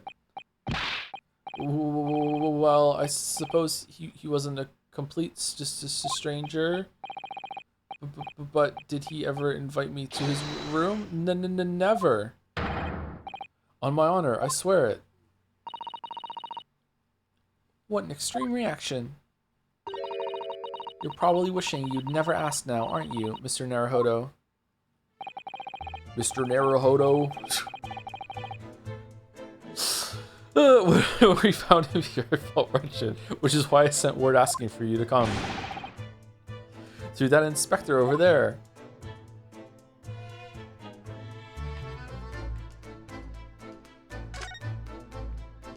Hell yeah. Mr. Sholmes, what are you doing? Ha! You need only observe to know it, my dear fellow. Investigating, naturally. Are we gonna do a dance? There's nothing natural about that pose. Mr. Sholmes, have you made some miraculous discovery? Patience, my dear madam, patience. We've not been here in this room 5 minutes. So far, all I've managed to deduce is what actually happens. My goodness! Here we go! Here we go! But isn't that everything we need to know, Mr. Sholmes? Now that you propose the idea, I believe one could indeed see it that way. At the present time, I've managed to draw 2 incontrovertible conclusions. The first, that there was a physical struggle here last night in which the victim fought for his life.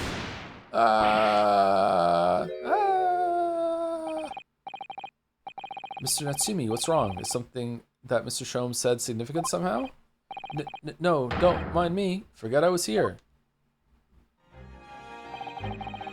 And my second conclusion is that there was a poison lingering in the air here last night that passed the victim's lips. Nonsense! Alright, Mr. Natsumi, why are you reacting so extremely to Mr. Sholmes' deductions? No, please, pretend I'm not here. Invisible, ineffable, inscrutable, insignificant. Annoying, impossible to ignore.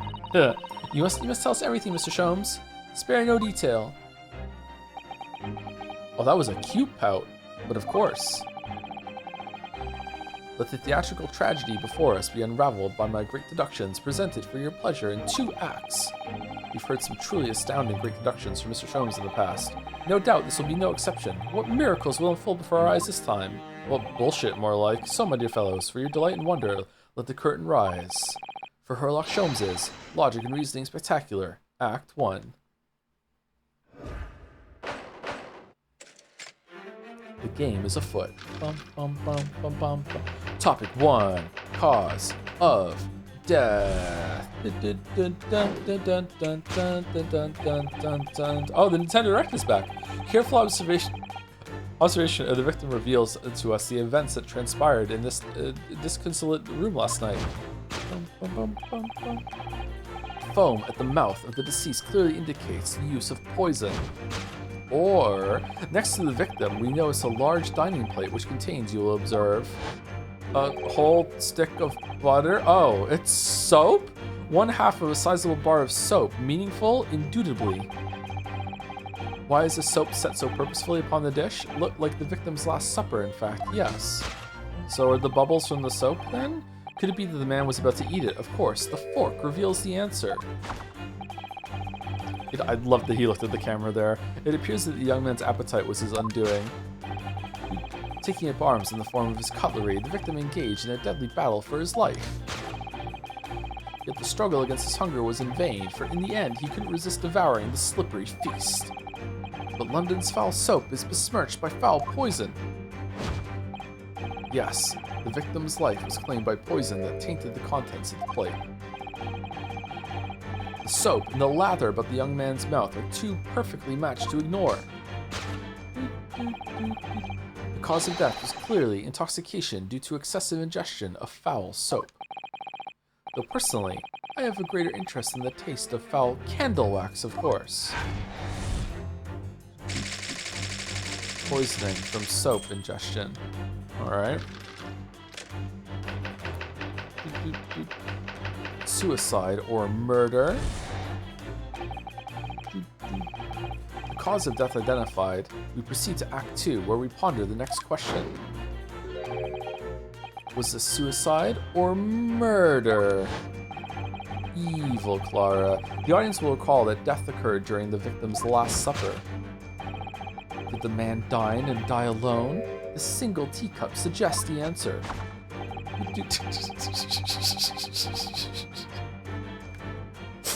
Oh, fuck, poor Soseski, man. To draw a conclusion on such meager evidence would be foolish, however certain. The careful criminal could have absconded with his own cup to cover his tracks. Well, let me lift the veil of doubt, my dear fellow. Indeed, what reveals the answer, of course, is the broken lock. Though forced open now, at the time of the incident, this door was locked. And the sole key was in the victim's pocket. In other words, sumari, when the victim consumed the poison, he must have been alone. Alone with his inferior soap, from whence wafted an inferior scent. And with that acrid aroma lingering in the air, the victim met his end in tragic solitude. We can take comfort only in the fact that his soul was well cleansed on its way to the hereafter. No possible perpetrator present. Okay, slam dunk, no trial. Thus concludes the final act of Sherlock Sholmes' Great Deduction.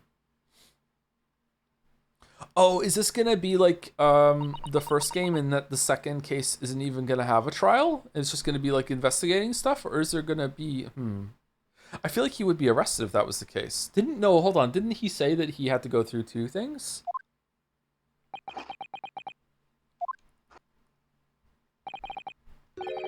There's just one thing, Mr. Sholmes. You are disposed to identifying just one thing, aren't you, Mr. Naruhodo? Pray, what concerns you? Well, no matter how hungry he was, do you really think the man would have eaten so... You know what? For the first time ever, I think Sherlock is just right. Look, everything he said makes sense. It follows. He ate some soap. You know what? I'm for it. We don't need to do the counter for this one. It's a slam dunk. Let's just go home. It's quite apparent that this man had barely a penny to his name. It is a curious thing, but to one so destitute, soap can suddenly appear quite irresistibly appetizing. Yeah, that's true. How extraordinary. In truth, I've tried a little soap myself in the past. You've eaten it, you mean? My dear fellow, it was some time ago now. My postulation was that it would cleanse my gut. And did it? As I writhed in agony on the floor and spilt the contents of my stomach, yes, I believe it did. Bro is soap maxing? What the fuck? The experience taught me a valuable lesson. Soap is quite poisonous. It has an unpleasant taste and leads to great discomfort. In summary, sumari, I cannot recommend it. Believe me, I wouldn't eat it even if you did. There's something that troubles me as well, actually. Oh, what's that? It's Mr. Natsumi. I couldn't help noticing him shuddering and quivering out of the corner of my eye. Almost as if Mr. Sholmes' deductions touched a nerve somehow. Nonsense? Well, that clenched teeth episode didn't last. I think, judging by Mr. Natsumi's reaction, The great detective's deductions may need some gentle corrections in order to reach the actual truth. What do you mean we got there? He ate soap and died. What the... Susie. Yes, Mr. Sholmes' observations and deductions are sometimes a little too sharp. He has a tendency to hit the nail on the side of the head and drive it in an obtuse angle. I hate it when that happens. When he does that, it falls to us to straighten things out. We're making things straight in Grace Attorney during Pride Month? I don't think so. All right then, let's see what we can do.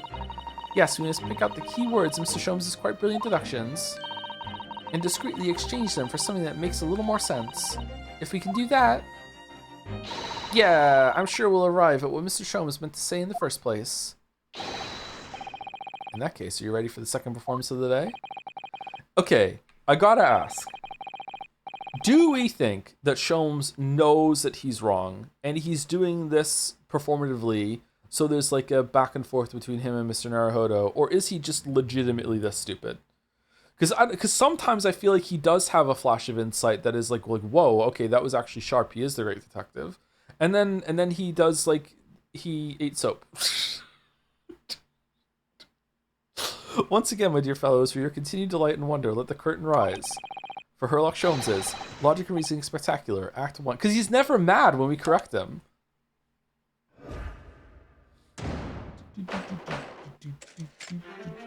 Hold it, Mr. Sholmes.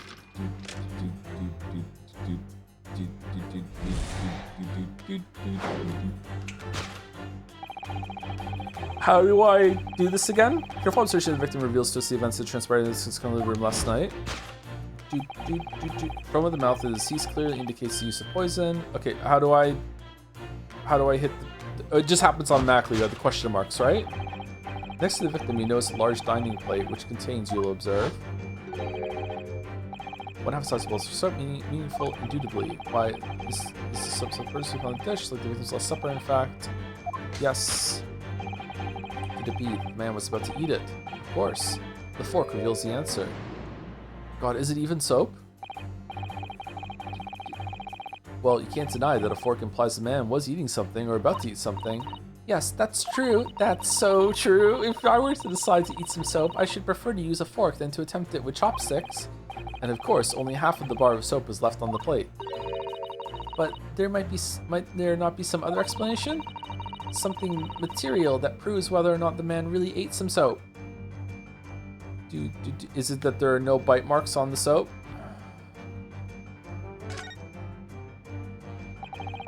Do you think he was drinking tea with his soap?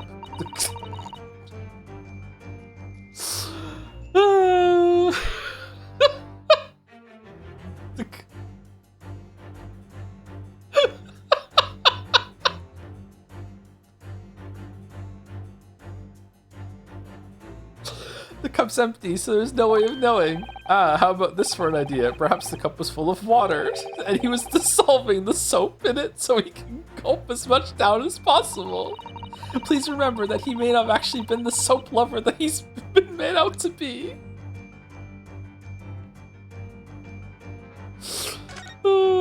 Is it different? It's not got a check mark. No, it's fine. Okay.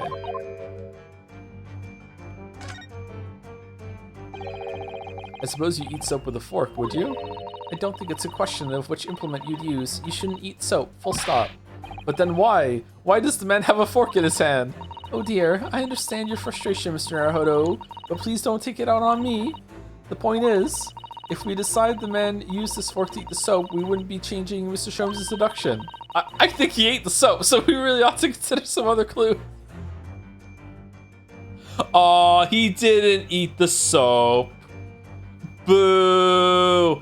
Boo! Aw, I'm sad that he didn't eat the soap. You know what? Second bar of soap. The two bars of soap.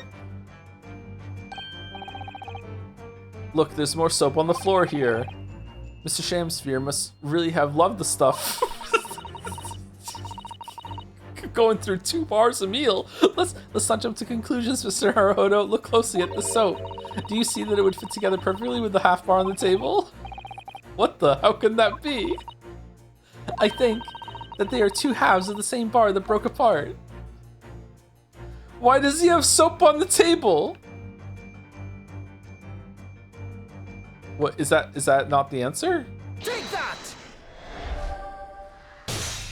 Is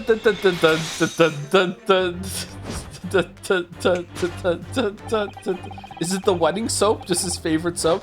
Could it be that the man was about to eat it? Of course, the other piece of soap reveals the answer. It being the other half of the soap on the table. In short, Sumari, the victim, was not eating soap at all. He was just looking at his soap, but it's obvious really, for no depths of hunger could drive any man to attempt to eat soap, except that one time that I did it. Even I, with my unquenchable thirst for practical knowledge, took only a single bite. But that begs the question of how the man was poisoned, because there's no sign of any food on the table. An excellent observation, Mr. Naruhodo, and one that furnishes us with the answer we seek. For London's foul soap is besmirched by foul poison. Yes, the victim's life was claimed by poison that tainted the contents of the plate. Mr. Sholmes is still pushing the soap argument then. Perhaps he's suggesting the man licked the soap rather than ate it. If soap in London is that poisonous, I don't think I want to be washing my hands with it. But there are no signs of any food in this room at all. Of course, food isn't the only thing that passes people's lips, is it?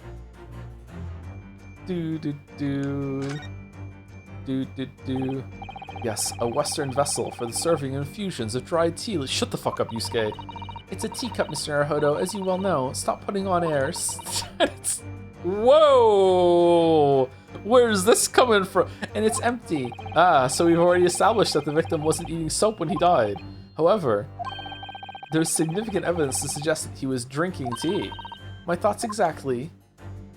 Hey, we have more evidence that he was eating soap than drinking tea. There's no tea in this cup. It's empty.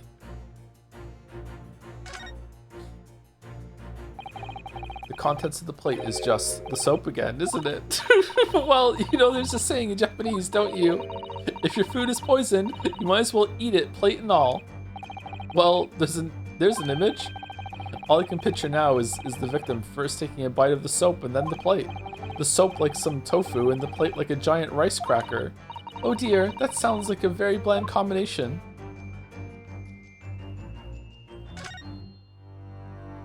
If the victim didn't eat soap, then what did he eat? Yes, it's a real mystery, isn't it? Ah, I've got it. He wasn't interested in eating soap at all. It was this fork he wanted to satisfy his hunger with. Mr. Naruhodo, I really don't think it's helpful to continue with this line of reasoning that the gentleman had peculiar taste. He is fucking Pika? What the fuck are you talking about? Suzato-san has such a gentle way with words, but I know what when I've been told off. Maybe he's too poor to have a spoon, and he was stirring his tea with a fork. And let's, you know, sometimes even the best of us run out of spoons and have to use weird utensils to stir our tea or maybe coffee. Like, you know, it happens, right?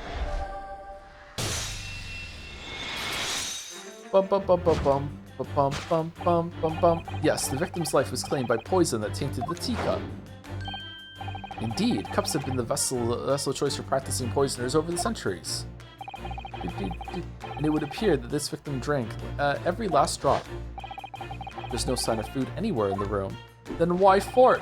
Which leads us to the immutable conclusion. The cause of death was clearly intoxication due to the ingestion of poison contained in this teacup. Poison in the tea.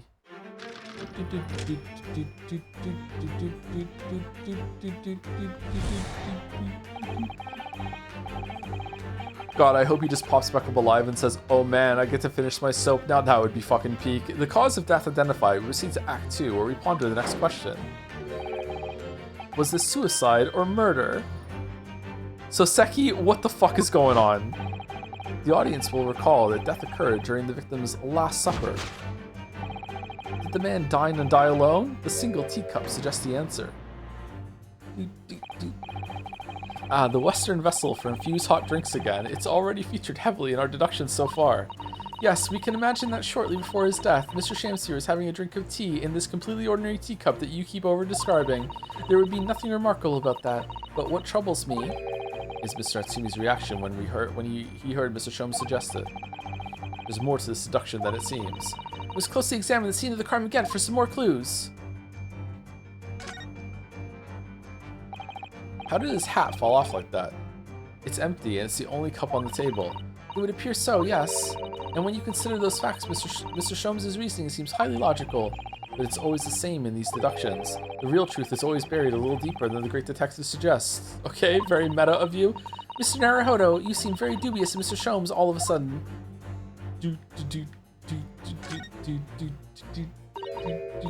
The fork again? The victim just seems to be holding it so pointedly. It makes it impossible to let go of the idea that it must be involved somehow. From eating soap. Well, let's hope it turns out to be a useful clue in the end.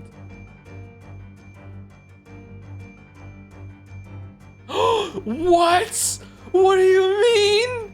What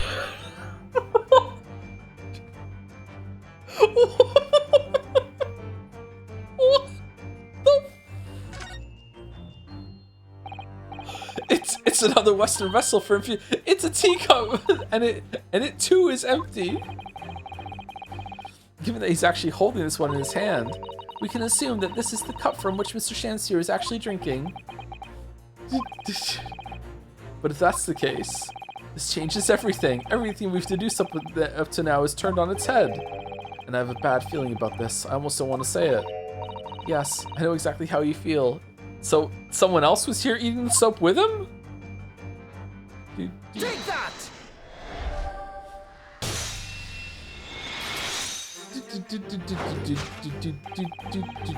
Did the man dine and die alone? This other teacup suggests the answer. Yes, there were 2 teacups in this room all along. Ah!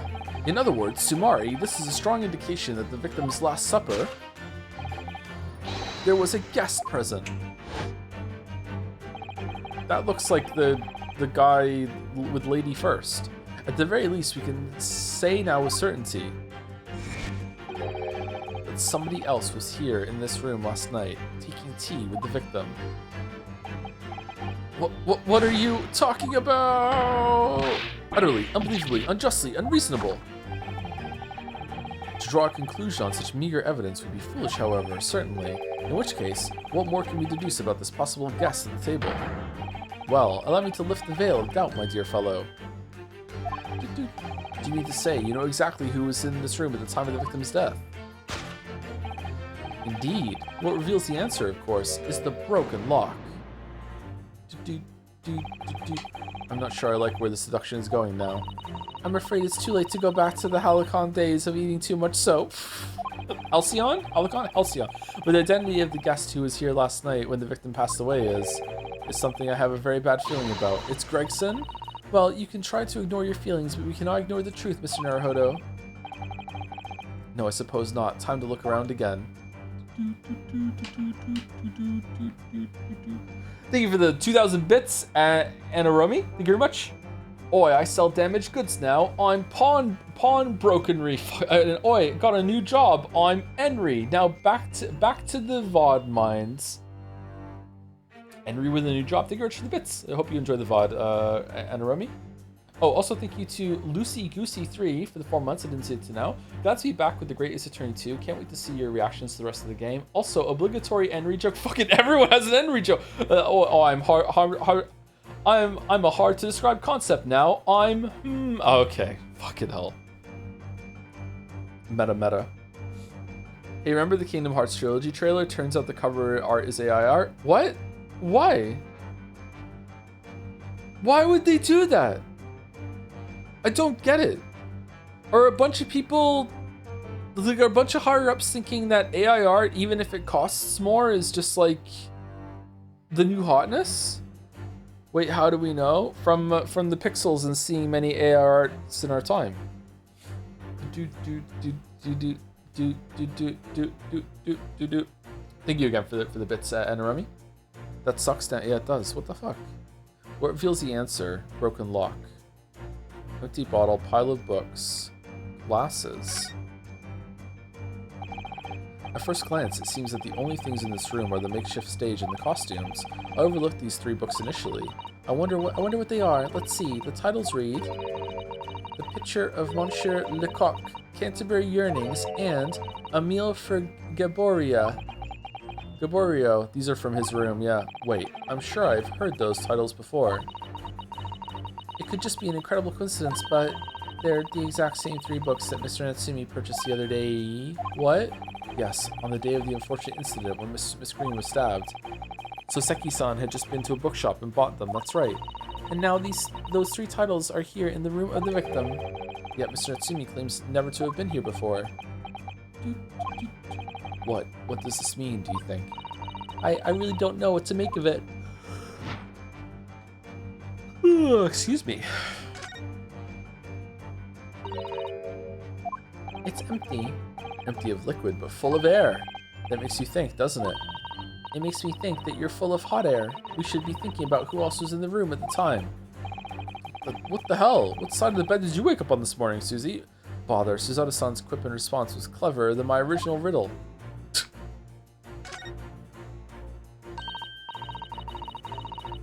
Obviously, Namura heard about Sora AI and got confused. Alright, +2.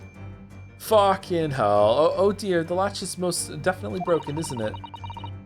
The door was kicked in by Mr. Natsumi, according to what Mr. Garadeb told the inspector. Oh, did he fake the door needing to be broke down and he put the key in the pocket when he got in here? Who knew his short, thin little legs had so much strength in them? I'm not sure the length of his legs is in any way significant here.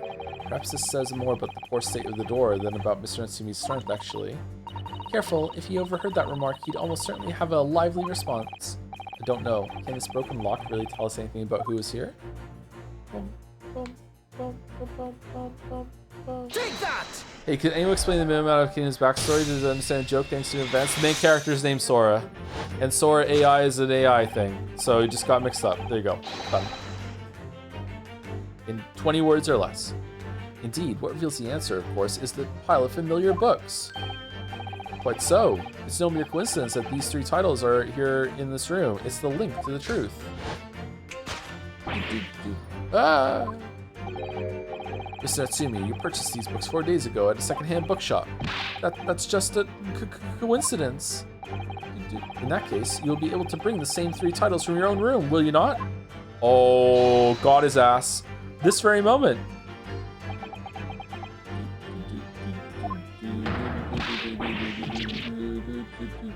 No, never. Non-negotiable. If you can't bring your own copies here, it proves that these 3 books are in fact yours.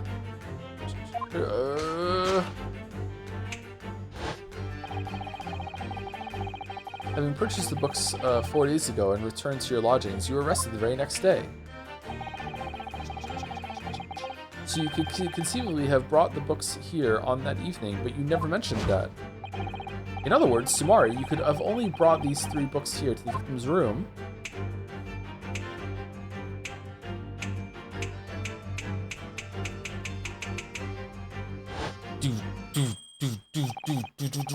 Last night, having returned to your lodgings after the trial concluded at the Old Bailey. So you got out of court, got absolved of the murder, and instead of going home and just being like, I'm just gonna have a chill night to myself and just like decompress, you went to a social engagement?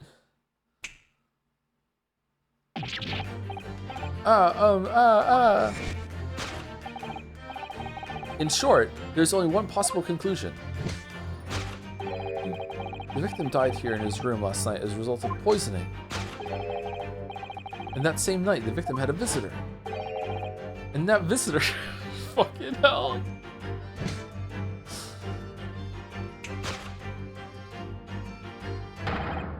Was you, Mr. Soseki Natsumi.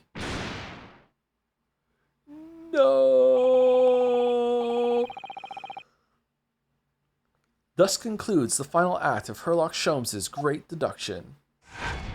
Bum bum bum bum bum bum bum bum bum. Soseki Natsumi at the scene. So Gregson just like watched this whole thing, huh?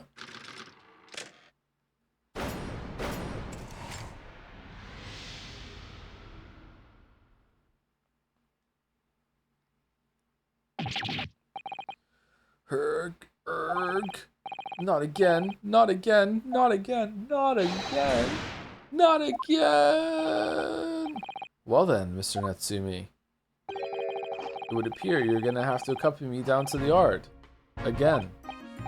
But wait. Hold your horses. Yes? Door. Key. Locked. Exit entirely impossible. He's so flustered. He's being even stranger than normal. What, you think that's an alibi? You could have just made a copy. What? Oh, I'm away. You get into a room now. I'm... Fucking no. You live in the same building after all. You'd have plenty of opportunity, I'm sure. But... Misery me! Sorry, sir, you'll get your chance to give your side of the story later, in court, where everyone will assume you already did it. The facts speak for themselves, Mr. Mustache. You horrible Herlock Sholmes! He really has found himself an arch rival now, hasn't he? Come on now, no dilly-dallying. Outside, there's a carriage waiting. Wish I had a Jason Statham I could do for Gregson. Locum student, Mr. Naruhodo Esquire. I never imagined I'd be in this position again, but...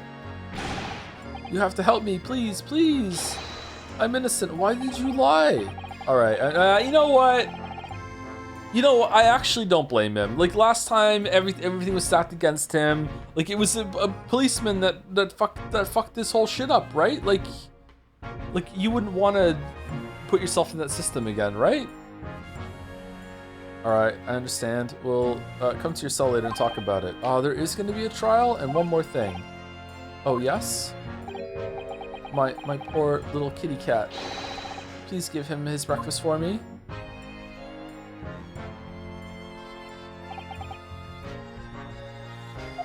And so, his evil curse still apparently unbroken. Soseki-san found himself once again in the prime suspect in a case of murder. Thanks to the incriminating deduction of a great detective. My dear fellow, that honor belongs to you.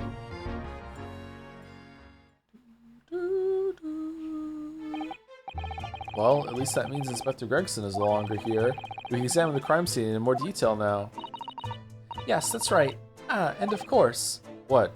We can dig into this soap. Have you forgotten what the inspector mentioned before? It was the landlord, Mr. Garadeb, who discovered Mr. Shamspear. Ah, Mr. John Garadeb, yes.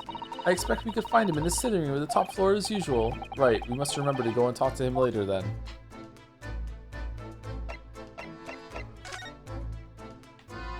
Very economically made game, huh? It is break time. Yeah, let's take our break.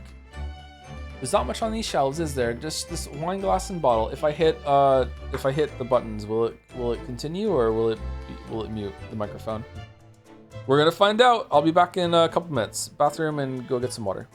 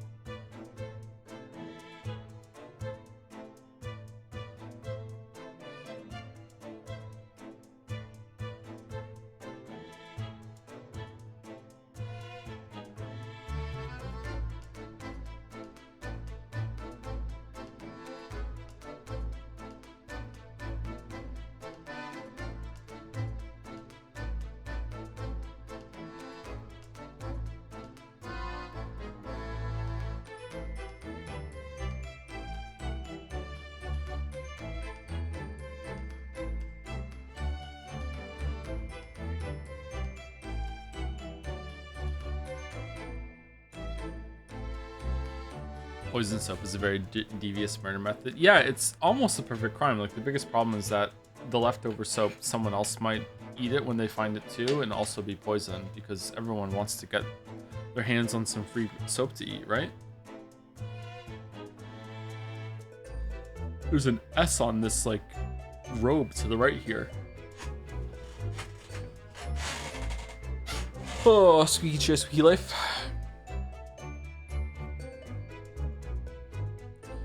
Okay, I'm gonna go for another hour, and then at that hour mark, so past 3 hours of stream, I will decide if I'll go for another hour after that or push on to the end of the scene, and then we might end it there. So we'll see. I am pretty tired, but if I do end the stream in an hour, I still can't sleep for a few hours after that, or else I'm gonna wake up too early again. So. But it's gonna take me a while to fall asleep anyway, no matter what. Even if I'm absolutely exhausted, it still usually takes me a bit to fall asleep, so. What were your thoughts on the previous case? It was entertaining. It was quite a good introduction, I think. And as far as tutorial cases go, I don't really remember the tutorial cases all that well from the first 3 games, but I think this was probably the best one. There were actually some deductions that were pretty hard. I don't know, maybe I was also tired that stream, but some of the there was at least 2 things that asked of me. I was like, whoa, you're expecting me to do a leap here, and just hope that I'm right.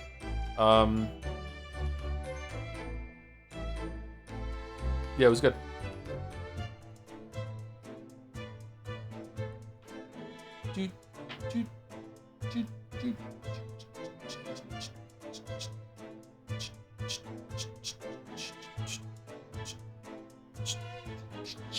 Alright, there's not much on these shelves, is there? Just this wine glass and bottle. Oh, let me use the microphone a little bit. And both of them are cracked. Like, they're that good? Or, yes, not much use, are they?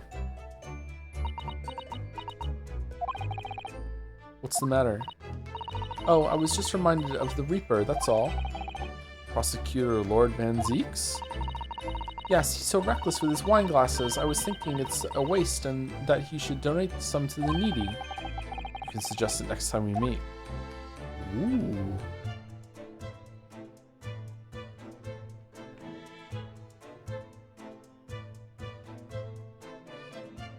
Why can't I look at that on the floor there? That looks weird. That's not the soap, is it? No. What is that? Oh, I can look at it. What's this? It looks like part of an envelope, I think. Yes, I think you may be right. Perhaps it was torn off when the letter was opened. Is that significant? Well, it's a little out of place, perhaps. When you look around the room... What do we think about when it's revealed in a story that the characters have done a bunch of shit between stories that you haven't been privy to? I actually really like it.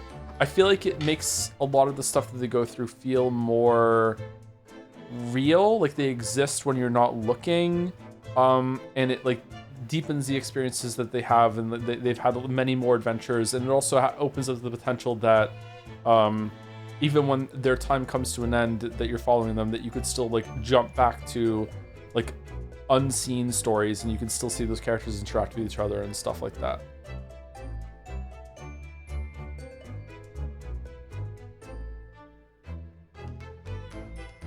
As long as it's not a hand wave for important character development, because otherwise it's hard to write. Yeah, I think it needs... I think if it's really important to the characters, that you should see that for the story that you're following. But just knowing that they had adventures that you didn't see, I think, you know, fun side adventures, I think that's good to have. You have DLC outfits, by the way. It includes canon persona. I don't know how to put those on, sorry. Here? Do we want to put them on?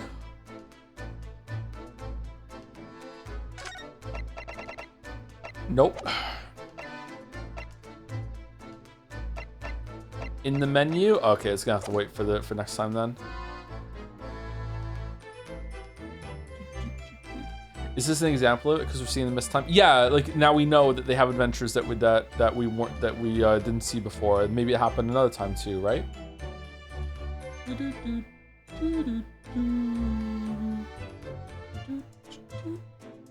Similarly, what do you think about when stories feel like they take place over a long period of time, like when a series releases over several years, but when you think about it, the entire narrative takes place over a week or so? It feels very drawing to me. I don't like that, yeah.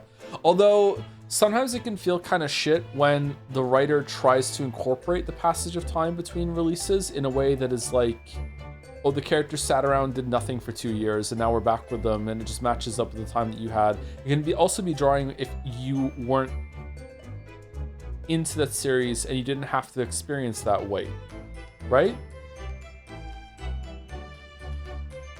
But sometimes it can work. It's all in how it's done, right? But I particularly like this when it's revealed that characters are having side stuff that you're not always there for, and they can tap that if they need to for later. What's the place perhaps when you look around the room? There's no sign of a letter or the rest of the envelope, in fact, is there? He ate it, he ate it. Ah, she's right. And yet, here we have the torn off end of an envelope. It just strikes me as unusual. I agree. We better take this, just in case. Okay, but Gregson's not here to confirm that. Okay, I guess maybe Herlock's words are fine. A ripped piece of an envelope that was found in Mr. Shamspeare's room. The rest of the envelope could not be located.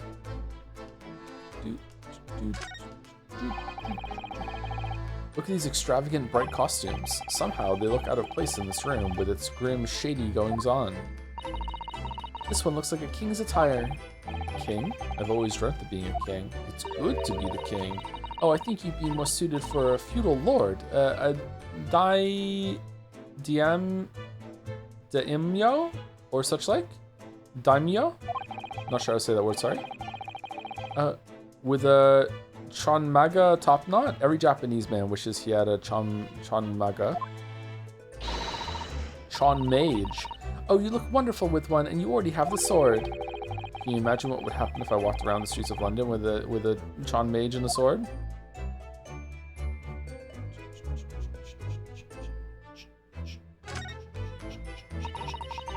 As you've seen from the outside, the window is completely bricked up. A vestige of the former window tax that Britons had to pay. I remember that, yeah. What strange things they used to tax in Great Britain. I mean, making people pay for the number of windows they had in a property. It's extraordinary. It's heartbreaking to think of the poor having to block up the windows just to avoid an unaffordable tax. Oh, what is it, Miss Susato? If you look closely, a number of the bricks are loose. Interesting. Enough. More soap? More poison? Delicious soap? Oh, yes, it looks as though an amateur has broken out a few of them just here. Was it Mr. Shamspeare who did it, I wonder, being the lodger renting this room? Was he like a black market soap dealer or something? Ah, look at this, Mr. Naruhodo. On the outside, there's a little ledge. And there's something on it. What, outside?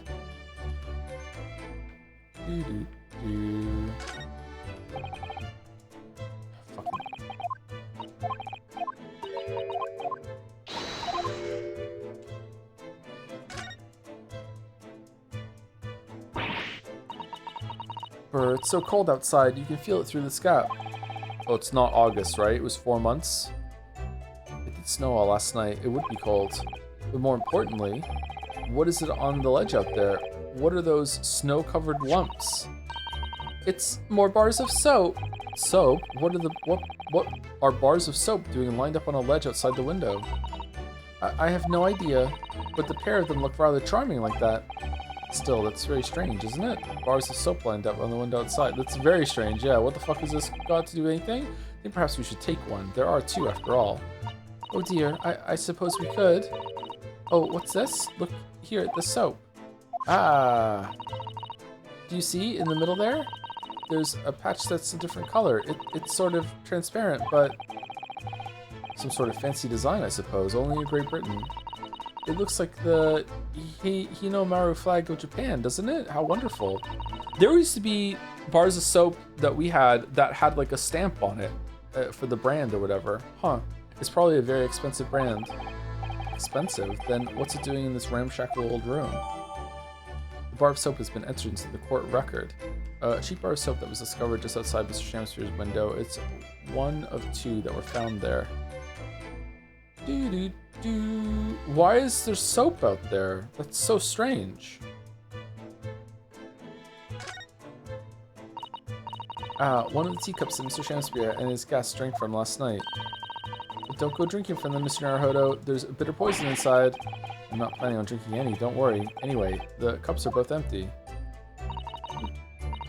That's true, so one was Mr. Shamspeare's, and the other must be the cup that Mr. Natsumi was drinking from. But Soseki-san wasn't poisoned, of course. Perhaps we should take these so we can examine them in more detail later. A pair of teacups has been entered in the court record. Okay, so this one is the green one. So the green one was the one that didn't have poison in it, presumably. Unless he was, like, dual-wielding cups and put it down and picked up his fork afterwards. Oh, the poor man, so young to die. Do you suppose it was a very painful death being poisoned as he was? I don't know. All we can do now is hope that he'll be reborn to a better life. Yes, I suppose you're right. I wonder. Do you think that putting our hands together in a Japanese prayer will help a British soul? Sorry? I made sure I had a reference at the ready just for such an occasion as this, actually. This book is entitled The Beginner's Guide to Praying for the Departed, the British Way. The British Way. I'll just reread it now. One moment. There's quite a spine on that book, isn't there?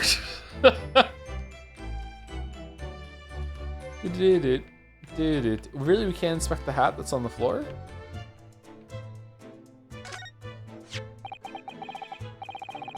And here we have another disproportionately large machine. This looks like a meter of some kind. Ah, this is a gas meter, I think. It seems that in this district, residents pay for gas as they use it with coins. Ah, I see. Yes, now that you pointed it out, I can see that there's a slot just here that looks like it would take a coin. So you mean if you put a coin in here... That's right, that would buy you about 2 hours of gas for lights and heating. So if you were a poor person with no money, you'd have to sleep in the freezing cold. How would these work? So it would be like the weight, the shape of the coin that goes in and it would register it, or maybe it would only take one kind of coin. Was it like a token instead of a coin that you had to buy? But how would it know when to turn off? The weight of the coin corresponds to like a valve opening and it slowly closes over time until it closes at some point? Because there'd be no like way to track it.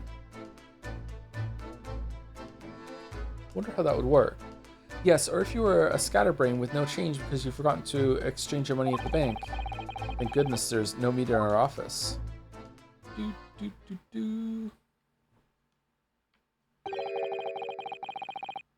Looks like you're having a good snoop around, eh?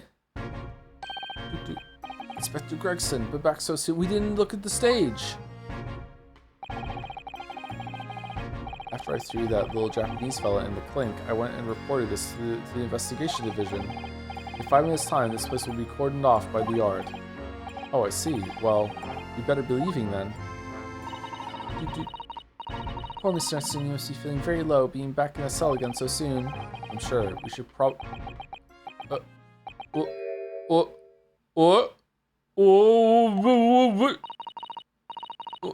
What's wrong, Mr. Naruhodo? Yeah!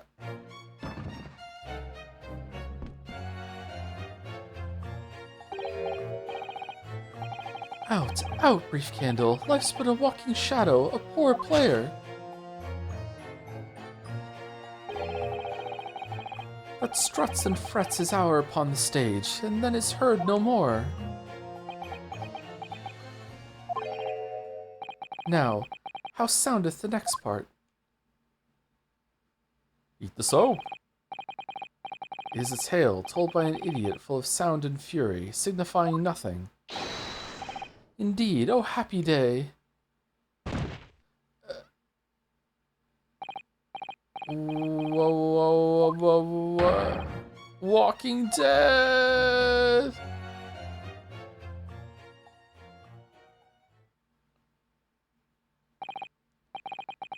The fella isn't dead at all? You didn't check? What was that nonsense he was saying, though? I think, yes, it was from William Shakespeare's Macbeth. A soliloquy from Act 5, Scene 5. 5-5? Shakespeare. Under the So it was that the victim, Mr. William Shamspeare, came back to life. If the man had indeed been poisoned, it transpired that it hadn't killed him. He was taken by emergency carriage to a nearby hospital for treatment, and Inspector Gregson evicted us from the scene of the crime, whatever that now was.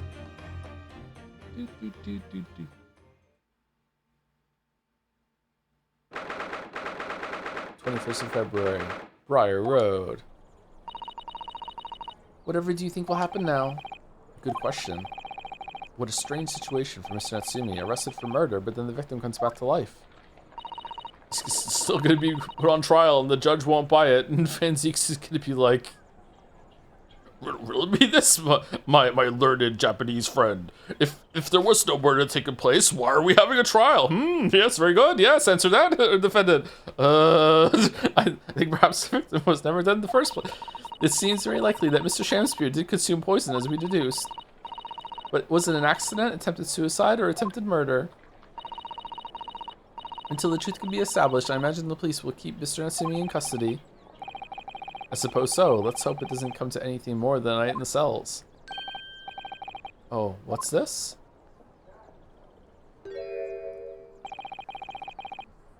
What's that man doing over there? Looks like he's trying to see into Soseki-san's lodgings. He's trying to get the soap for soap delivery. Is something wrong, Mr. Naruhodo? Excuse me, could we have a word?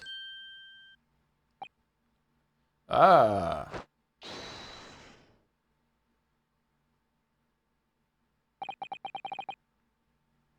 Did his chin just do a stellar blade jiggle? He just ran off. I feel sure that I've seen that man somewhere before. Where was it? I do too, but I don't remember.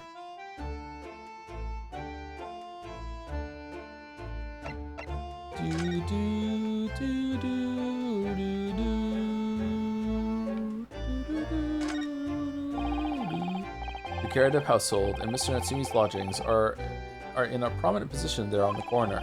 Sometimes when I look at the building, I can't help feeling that it's at a bit of a slant. It does look rather as though it would collapse in even the smallest earthquake, doesn't it? And isn't it supposed to be haunted as well? I think I might have a hunch as to why Soseki-san has such a hunchback. Yeah, this looks like it's about to come down, huh? This thing right here? Yeah.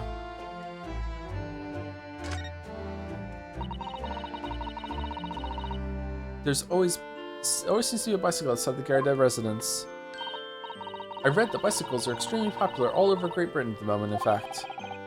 That one seems very warped, though, especially the front wheel. Is that to make it more of a challenge to ride, do you think? No, I'm afraid that may be a result of the rider's incompetence. For the front wheel to be so badly warped, I'm afraid the rider may have been similarly afflicted. Then there's a good chance Mr. Natsumi has been practicing on this bicycle, I think. Oh dear, I fear you may be right. Yeah, that's fucked up.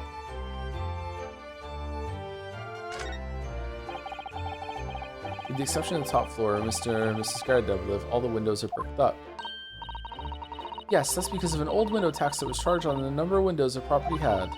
In order to pay less tax, the poorer members of society filled in many of their windows. But the tax has since been abolished, hasn't it? So the windows could all be opened up again, surely. Unfortunately, it would appear that the residents of this district can't afford to pay to have the work done. Yes, that is a sad state of affairs. Yeah, it's not just about taking the bricks away, you have to have the glass installed and everything too, right? Especially for people like poor Mr. Natsumi, who have to live all cooped up in a windowless room. I suppose that's the price you pay for living in very cheap accommodation. It all seems rather pointless when you put it like that. I was trying to, like, is that the soap? Did Soseki, oh, those windows are broken. Did Soseki say that he was in the apartment above it or below? Above, right? That looks like the soap. Maybe it's not.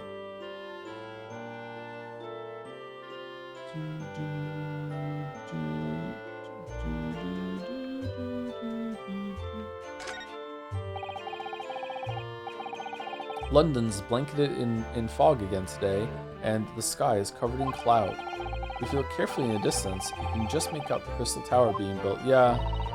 Ah, the Crystal Tower, yes. The centerpiece of the great exhibition that's to open in 6 months' time. Are you going to be back in time for that? Everyone's talking about the Great Exhibition of London at the moment, it seems. Well, it's to be the largest event of its kind anywhere in the world, with technology and scientists from all over. What kind of stupid sci-fi murder is gonna... I can't wait for it myself. Do you think visiting students from the Far East like us will be granted entry? Someone made a teleportation device and used it to kill someone. Proof that it doesn't work, counselor. How do you know? By the way, I went to the UK on holiday last month, and not only was the window tax real, apparently it was a thing in Ireland, and there's a post office or other government building with windows all bricked up. It's so stupid. Still they're bricked up? They still haven't fixed it. Wow.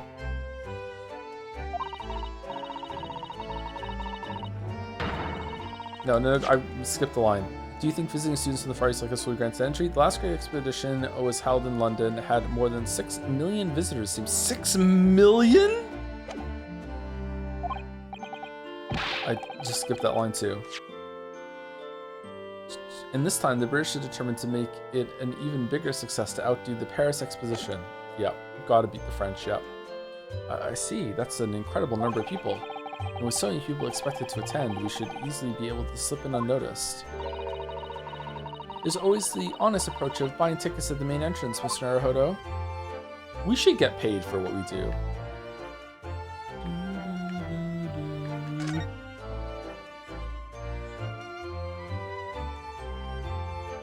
Where did Herlock go?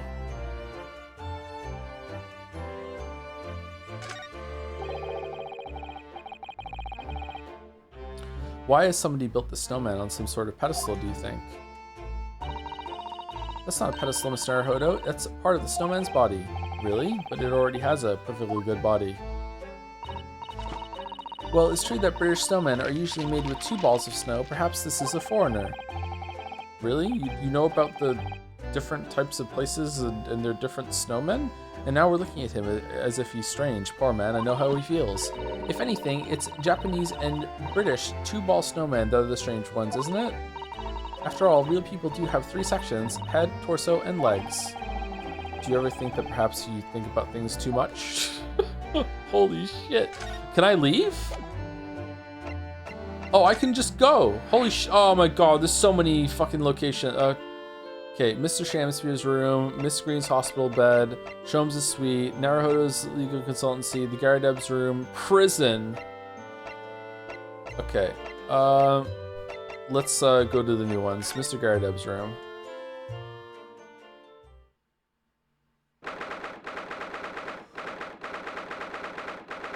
"21st February, the Garadeb's room." Is this a tongue-in-cheek joke about how the snowmen was historically inaccurate in the last game? Yeah, someone wrote a very firmly worded letter about that and they needed to address it.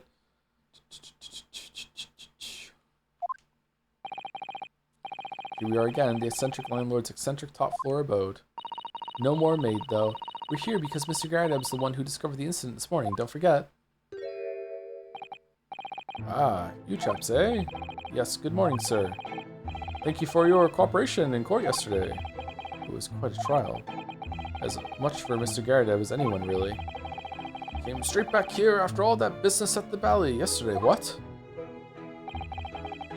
Didn't expect to wake up to more Bally nonsense this morning?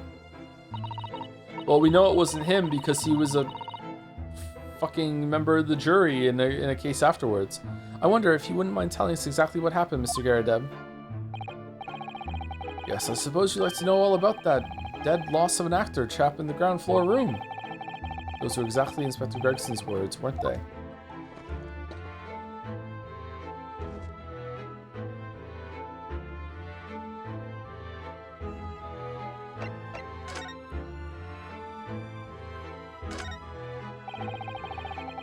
There's a single apron drying on that enormous cannon-shaped clothes horse. Look.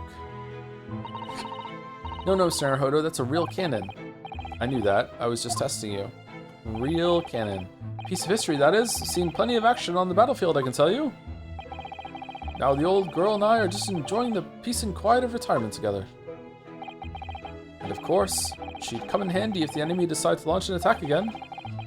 Is there a war going on that I don't know about? There's always a war going on that you don't know about, bro.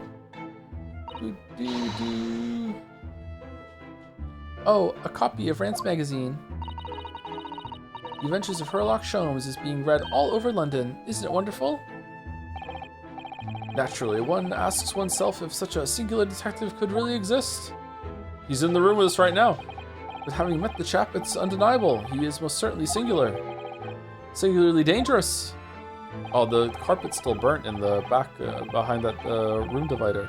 That's genuine public opinion for you, Mr. Zato. Perhaps it should be reflected in the stories. Make no mistake, Mr. Naruhodo, I intend to snuff out the sort of public opinion we just heard, personally. I'm starting to see where Mr. Sholmes' untainted reputation comes from now.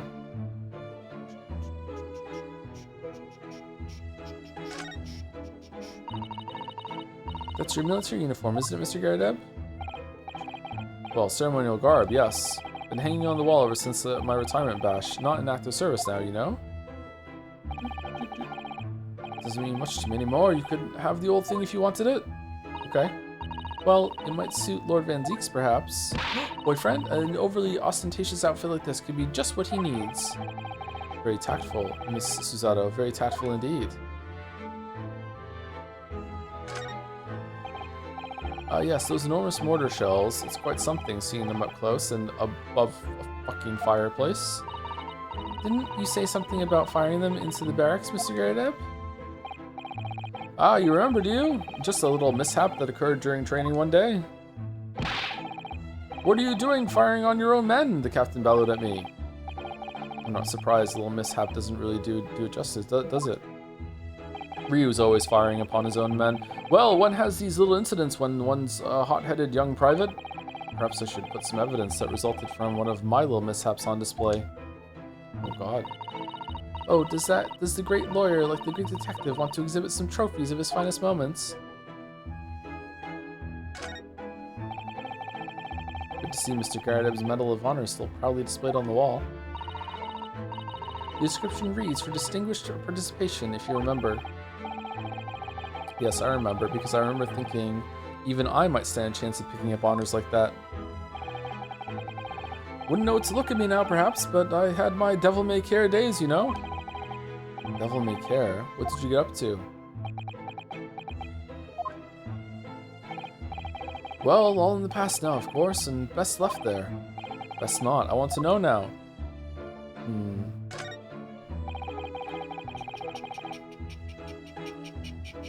You look very dashing in uniform there, Mr. Garadeb.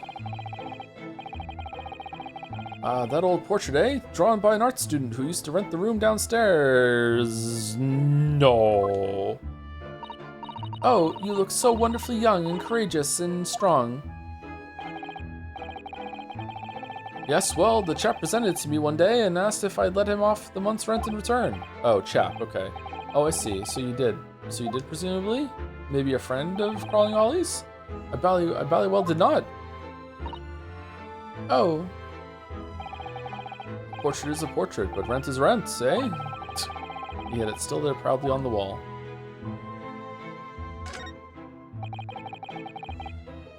We know that what that screen is hiding now. The aftermath of the fiery altercation the other day. Humph. Don't suppose I'll be able to clear that mess up for the sometime now? He's kind of drifting into the judge, sorry. Oh dear, this must be a difficult situation for you. I'll say, people talk about twists of fate and whatnot. But this is a twist and a half, a rotten show all around. He's clearly struggling with everything that's happened.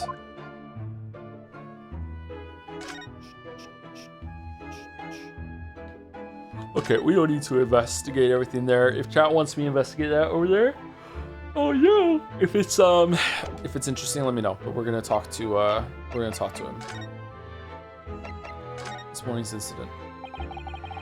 It must have been a real shock for you this morning. I hear that you discovered what had happened. Ah, well, that hopeless actor chap rises at 5 o'clock sharp every morning without fail. But at 5:30 this morning, he still hadn't lit the gas. So I went down and knocked on his door, but no bally answer. That's crazy behavior. And that's when you broke into his room by kicking down the door? Well, I called on that rum-looking Japanese chap to do the grunt work, of course. Wasn't it a little premature to kick the door down? The man could have just overslept by half an hour. That's very true, Mr. Naruhodo. In 30 minutes oversleeping warranted such behavior. I'd have to kick your door down every morning. Well, you know, better to be safe than sorry and all that. Is it just me, or is he avoiding our gaze now all of a sudden? Except that it was a sorry situation indeed that you found on the far side of the door. What's going on here? The victim's name is Mr. Shamspear, I believe. Is that right? Yes, William Shamspear. Took the ground floor room 3 months ago now. And how would you describe him? I could have swore that it was Soseki that was on the ground floor in the first game, but I'm guessing what it was is that it said that he was in a unit below where they are, and I just thought that there was only 2 floors, but it's not. It's 3 floors. There's a whole other ass thing above the apartments that have the windows bricked up, right? So that's probably why. In a word, destitute. Destitute? Destitute? Well, let's face it, the only redeeming feature of that room is the cheap rent. Anyone who wants to live in a place like that is either broke or has a bally screw loose. Bro, you rent them. It's so hard to choose which category Soseki-san would fall into. Mr. Naruhodo, that's a little rude. He was doing research as well. Research? Soseki's on the first floor, which is above the ground floor. I don't buy into this bullshit. First floor and ground floor are the same thing. When you walk in at ground level, that's the first floor that you're on. When you go upstairs, you're now on the second floor. It's fucking bullshit. Research into what? Shakespeare, of course. Shakespeare. Read a few plays of the old bard myself, you know, Romeo and Hamlet and all that. Yes, William Shakespeare is England's most highly regarded classical playwright and author. He's known as Sao in Japanese, as you know, and many of his works have already been translated. It seems incredible that Shakespeare was shortened to Sao, though. Someone was too heavy-handed there. There were a lot of costumes in the victim's room, actually, weren't there? Of course, Mr. Natsumi is a scholar of English literature as well. I imagine he and Mr. Shamspeare would have had much in common. That's true, actually. That's a good point. I didn't think of that because I'm so fucking tired. Yeah, okay. Shakespeare interpretation disagreement leads to shocking murder. Let's hope it's not that. Let's hope it is. Shakespeare disagreement leads to soap eating. Mr. Naruhodo, really? How rude. I love Susie. After Mr. Natsumi's trial yesterday, you came straight back here, I believe, didn't you? Did you notice anything strange between then and this morning? Well now, must have been about 6 in the evening by the time I got home. Snow was coming down rather heavily as I remember, and it was completely dark already, what? That failed actor chap was out at the time. Mr. Garadeb noticed there was no light from his room or something, I suppose. Couldn't summon the energy for anything much, so I just sat in front of the fire up here and cried. It was after 8 before Shamspeare got back, and the chap was up until past 1 in the morning, I'll have you know. How are you just aware of all the goings on in the building, bro? Suppose he met his end sometime after that. I was asleep by then, so I'm rather in the dark there. Well, thank you. That was very illuminating. No, it was dark. Is everything alright, Miss Susato? Well, I was just thinking it's a little strange, that's all, that we haven't told Mr. Garadeb that the guy isn't actually dead, and we're just letting him still believe that someone died in his building, you know, the day after his wife was arrested for prison, for murder, not for prison. Holy shit. What are we doing? Mr. Garadeb, you were here, you were up here in your room all evening, if I've understood correctly? Arrested for prison. Not a big fan of stairs, not with this blasted leg. Then how do you know when people are coming and going? Can you just hear? Then, how is it that you seem to know? The precise yeah, here we go, it's me and Susie. The precise movements of your tenant on the ground floor, I mean. Well, he has a camera system set up to his TV. They had TVs in England in the late 1800s. They also had a subway system, so yeah. That's a very good point. I can't imagine that you could hear noises from the ground floor all the way up here. Does this old man like to spy on his tenants? Is that it? Oh, there was a line about he was spying on Soseki in the first game too that was never really resolved, right? I say, I know what you're thinking, and it's a bally outrage. I'm ex-military, don't you know? I don't go around spying on my tenants. Why would I? I have spies to do that. Then how do you know, Mr. Garadeb? It's the gas woman! The gas tells me everything! The gas? Speaking gas? What on earth do you mean, sir? How can the gas tell you anything, let alone everything? It's the rat prophet in the gas? Well, as you're probably aware, the gas is supplied to the building by pipes. Yes, I'd more or less worked that out. Every room in the building is connected by a single pipe to the gas main outside, and the gas company supplies gas to properties via the main. Yes, I understand that too. No book for that one. Let me see if I can explain. Let's say I was to light the gas lamps up here. What do you suppose would happen? Well, obviously the room would get brighter. Genius, are you? Exactly, but at the same time, the lights in all the other rooms of the house would dim for a moment. What? They dim? Why? Perhaps it's because when you light a gas lamp, it briefly uses more gas than usual, so that reduces the amount of gas in the pipe for the other lamps that are connected to it. This makes sense, and this is a very clever observation to use in a story, actually. That's cool. That might explain why the other lamps dim momentarily, mightn't it? Yes, of course, because everything's connected to a single supply pipe. Does this happen in one of the Sherlock Holmes stories, and this is a reference to it, or what? Is that supposed to happen, though? It sounds rather undesirable. Jolly good point. Fact is, the gas company's pipes in these parts are pretty hopeless, long worn out. Barely got any gas in them now to start with. Oh, fucking hell, it's dangerous. Opposite's also true, of course. Extinguish the lamps up here and they grow brighter in the rest of the house. Ah, right, I see. So by watching the flickering of the lamps in one room, you can determine what's happening elsewhere. You've got it. Oh, of course. Because when people come back home in the evening and before they go to sleep at night, what they're guaranteed to do is either light or put out their lamps and fires. Clever. In point of fact, the room on the ground floor and the one above it use slightly different amounts of gas. By watching the lights in here closely, I can work out almost exactly what's going on in the whole house. Yeah, okay, bro. Gosh, that's fascinating, Mr. Garadeb. Absolutely fascinating. Let's hear about it for 5 more minutes.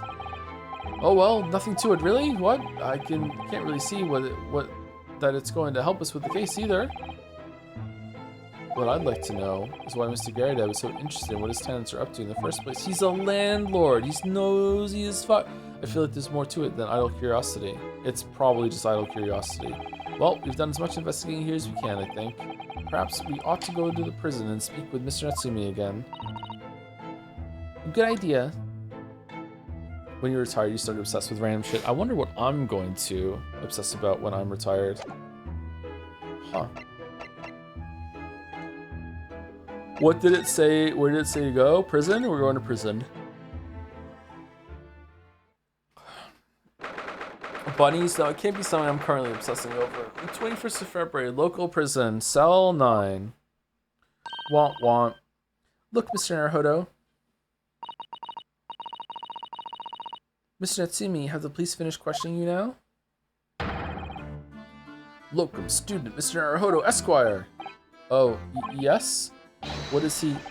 What is he? Tell me, is he a ghost? Is he here to haunt me? Let me guess, you're talking about Mr. Sholmes? He actually calls himself a great detective, Mr. Natsumi, not a ghost. But his diabolical deductions, they're not of this world. They've left me. Here we go. Ah, cursed. I'm cursed, I tell you. Well, that sort of hurts. Credit where credit is due, Mr. Naruhodo. You were heavily involved in the abduction too. Let's tell him the guy's still alive. Let's go. Yes, moving on. We have some wonderful news. Oh.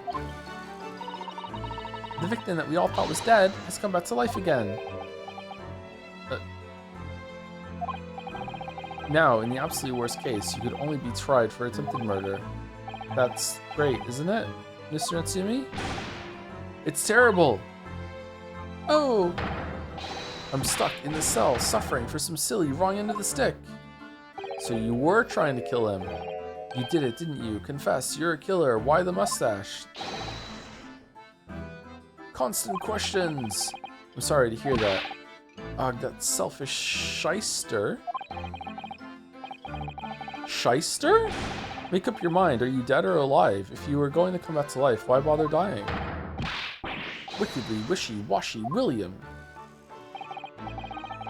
Well, it seems likely that Mr. Shamspeare was never actually dead in the first place. Ah, yes, that might make sense, and I'm pleased that he's alive, of course. Our lively debate last night was much fun. I'd be sad to think it was our last. Oh. Oops. Mr. Tsumi, does this mean that you did see the victim last night? You met with Mr. Shamspeare, didn't you? I'm not saying another word. I demand to have a lawyer present. Who do you think I am? I'm a lawyer. Please, Mr. Natsumi, we need to hear your side of the story. Why am I cursed like this? Whoa, major deja vu right now. Holy shit. Whoa. What happens? Oh, damn. Can you tell us exactly what happened last night then, Mr. Natsumi? There's nothing to tell. But, Mr. Naruhodo Esquire, I'm eternally grateful to you for helping me with that accursed case yesterday. The case that saw poor Miss Green hospitalized after she ended up with a knife in her back. Poor Ollie. It's hard to believe that was only yesterday. After the trial was over, I trudged my weary way back to my lowly lodgings. And that evening, at past 9, I visited Mr. Shamspeare. So you did go to the victim's room then? As we feared. I didn't do anything wrong. I'd never been to his room before. It was the first time.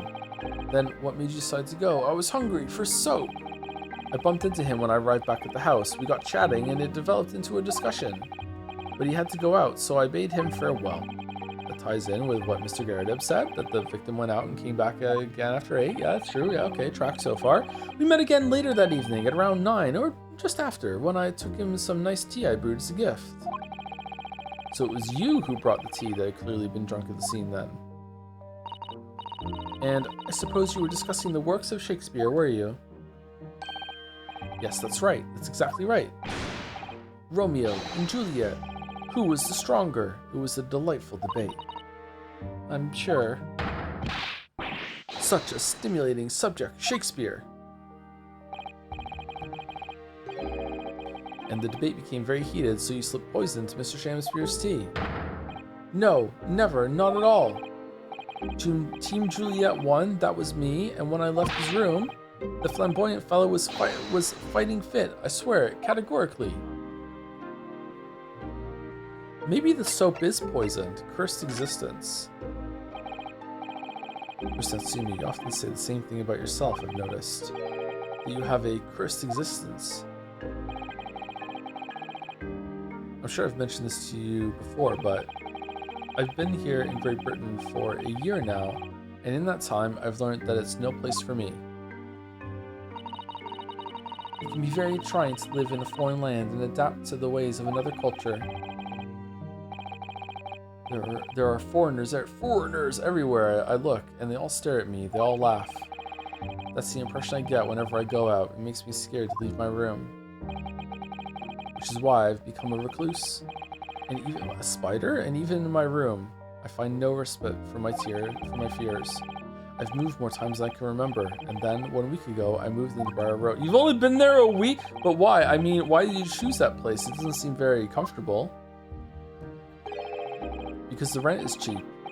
I have so little money, it spoke to me. The rent? Obviously, there's a reason why it's cheap. Because the room is cursed. Cursed? Cursed how? We went through this last time, didn't we?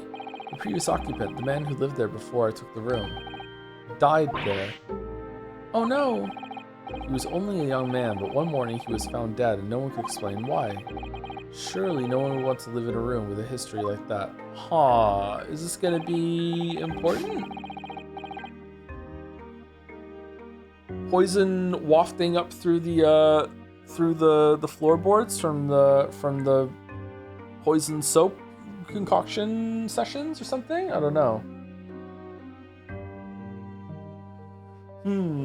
Oh, thank you, Arara de Torno, for the 48 months, 21 minutes ago, so I didn't see till now. Hey Joe, catching up on the metaphor streams, enjoying them a lot. I love the well poisoning bit, especially when chat tries to poison the Fire Emblem 3 Houses well when its water vein will probably only open like 3 years from now. Can't wait for Fortune's Weave. Hope you enjoy it, Ara Detorno. Thank you very much for the message and the resub. And thank you to Ken's DG for the 2 months also. So excited for Ace Attorney to be back. Finished my dissertation and my degree a few weeks ago now. Oh, congratulations! And my results arrive in about a week. Nerve-wracking, but also exciting. I'm sure you did fine. Hoping for the best. Thanks for the amazing content as always. Are you very welcome? Glad you're enjoying it. Hope we can kill some time for you with this and the Mina VODs maybe, so it passes fast as you get your results. 3 Houses never. I am hyped for Fortune Weave. Same person said this. I didn't. When the letting agent recommended the place, I wavered. But I want books, and books cost money. A horrible history is a small price to pay. When I realized it would mean I could buy more books, I signed the lease like lightning. Brave or blinkered? Blinkered, you say? But after I moved in, I soon can realize what I'd done. What I'd done? I realized how horrible that room's history really was. Oh, we didn't feed the cat. Gosh, was it really so awful?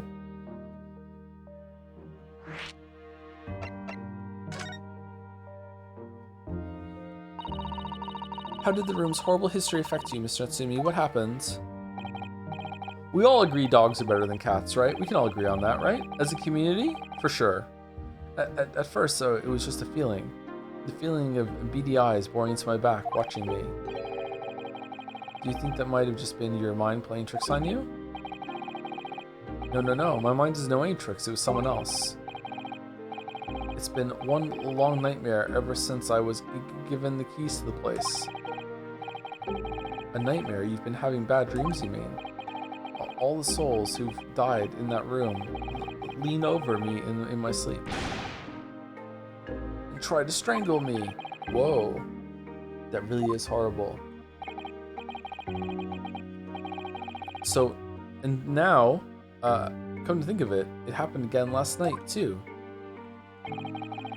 The very same night that Mr. Shamster was writhing in agony from the poison in his body, I was on the verge of being suffocated silently by those miserable spirits in my room. Okay, so there's a gas leak? That's it. That's why there's barely any gas in the pipes. What? It's just a gas leak. You simply must move out of that room as soon as possible. Yes, you're right. I know it. And that's why.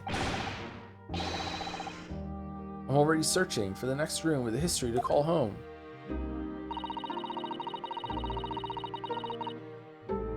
I think perhaps you should try to avoid accommodation with any kind of history at all.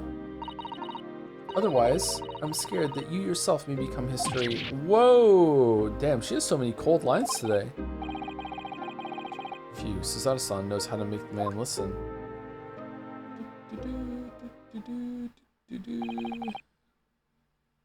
Of course.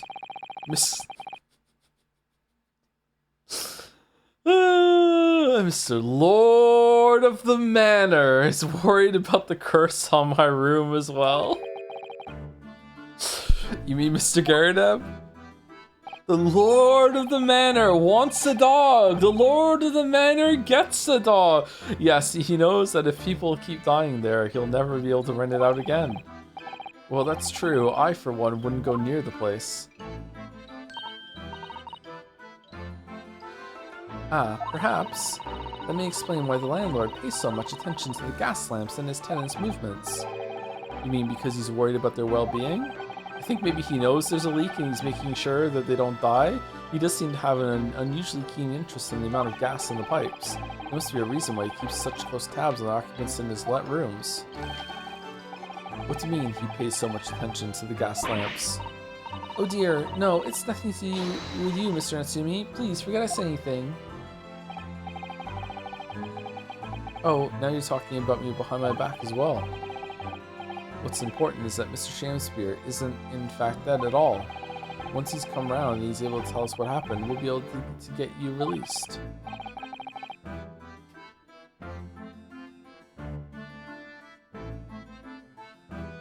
Yes, please. I do hope you're right. At one point, you're going to speak nothing but bits and references and side jokes. Excuse me. Inspector Gregson. Inspector Gregson! I couldn't help overhearing what you just said, and on that note, I have some good news and some bad news. Oh. Which do you want first? The bad news. Always, every time, the bad news comes first. Yeah, for sure. When hope is all you have, hold on to it. That's my guiding principle. Right, well, in that case, the good news it is. Huh? Sorry, but it's just a lot easier to explain everything that way. Why'd you give us the option then? Yeah, why'd you ask me our preference? As you might have heard, the victim, Mr. Shamspear, was just unconscious. He's come round now. Like Nanako. Yes, we saw it happen in all of its terrifying glory. He's still being treated by the doctors, but we've managed to get a written statement from him already. Oh, isn't that wonderful, Mr. Natsumi? Oh, thank goodness. It's all over then. I can leave this somber cell. Sorry, no, that's not on the cards. What? Why ever not, Inspector? Mr. Shamspear has implicated someone as being responsible for what happened last night. Implicated someone? Oh dear. You don't mean? I'm sorry to say I do, yes. He's pointed the finger at you, Mr. Natsumi. Wait, what? By sweet poison did he seeketh to end my life. That wickedest caitiff, Sosesuke Natsumi. And he's speaking metaphorically about the poison of the argument that was had, and like how it made him upset and, you know, ruined his night because he's an idiot and doesn't understand the situation that he's in. And we're gonna be fucking 5 hours into the trial when he realizes that Natsumi is on trial for attempted murder and not for bad opinion policing. Like, no. So I'm afraid you'll be appearing in court as planned. You'll be wanting to make the necessary preparations. No.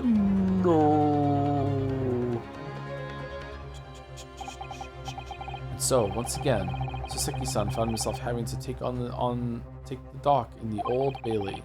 The Old Bailey!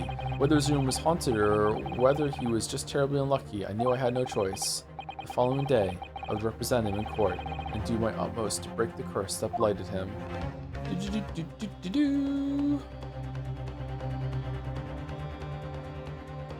To be continued.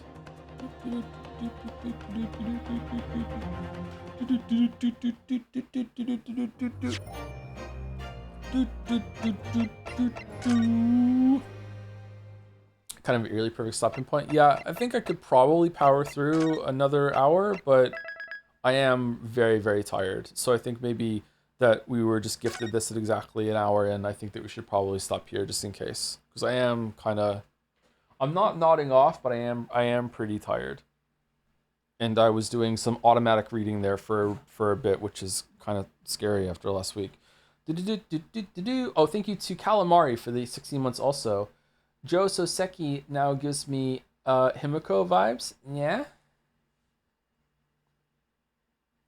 It's Soseki. How many fingers am I holding up? 3. Anyway, sorry for the shorter stream, and thank you to sorry for the missed streams last week as well. For the Pathologic 2 bros, we might do a stream on Saturday and Sunday to make up for it, which means we might finish it actually. But I also don't know if we're starting Road to Empress 2 on Saturday on Walrus's stream. I'm not sure. I think I have some DMs from Walrus I haven't read just yet, so I'm not sure if we're going to be doing that this Saturday or if it's next Saturday. I think we said the week after it came out. I think that's what we talked about, but I don't know. The second one is out. Yeah, it just came out. So lots of streams. I also might stream Mina the Hollower again if I wake up early enough to do it before tomorrow's stream, because I'm enjoying playing that and I want to finish it. I think I'm close to the end, so it might be double streams for all. So lots of streaming this week, sorry, which is good because that'll like build up a buffer of like I've done some streams and made money for the time I might have to take off at the end of the month for moving. It could be next month. Yeah. Walrus said they weren't free this Saturday, but to confirm with them, of course. Okay, so it's probably gonna be next week then. So you could probably do Pathologic streams on Saturday and Sunday, and try to finish it. Anyway, anyone for the community live, or are we done? How many generates did you do? I think we've done 4, close to 5.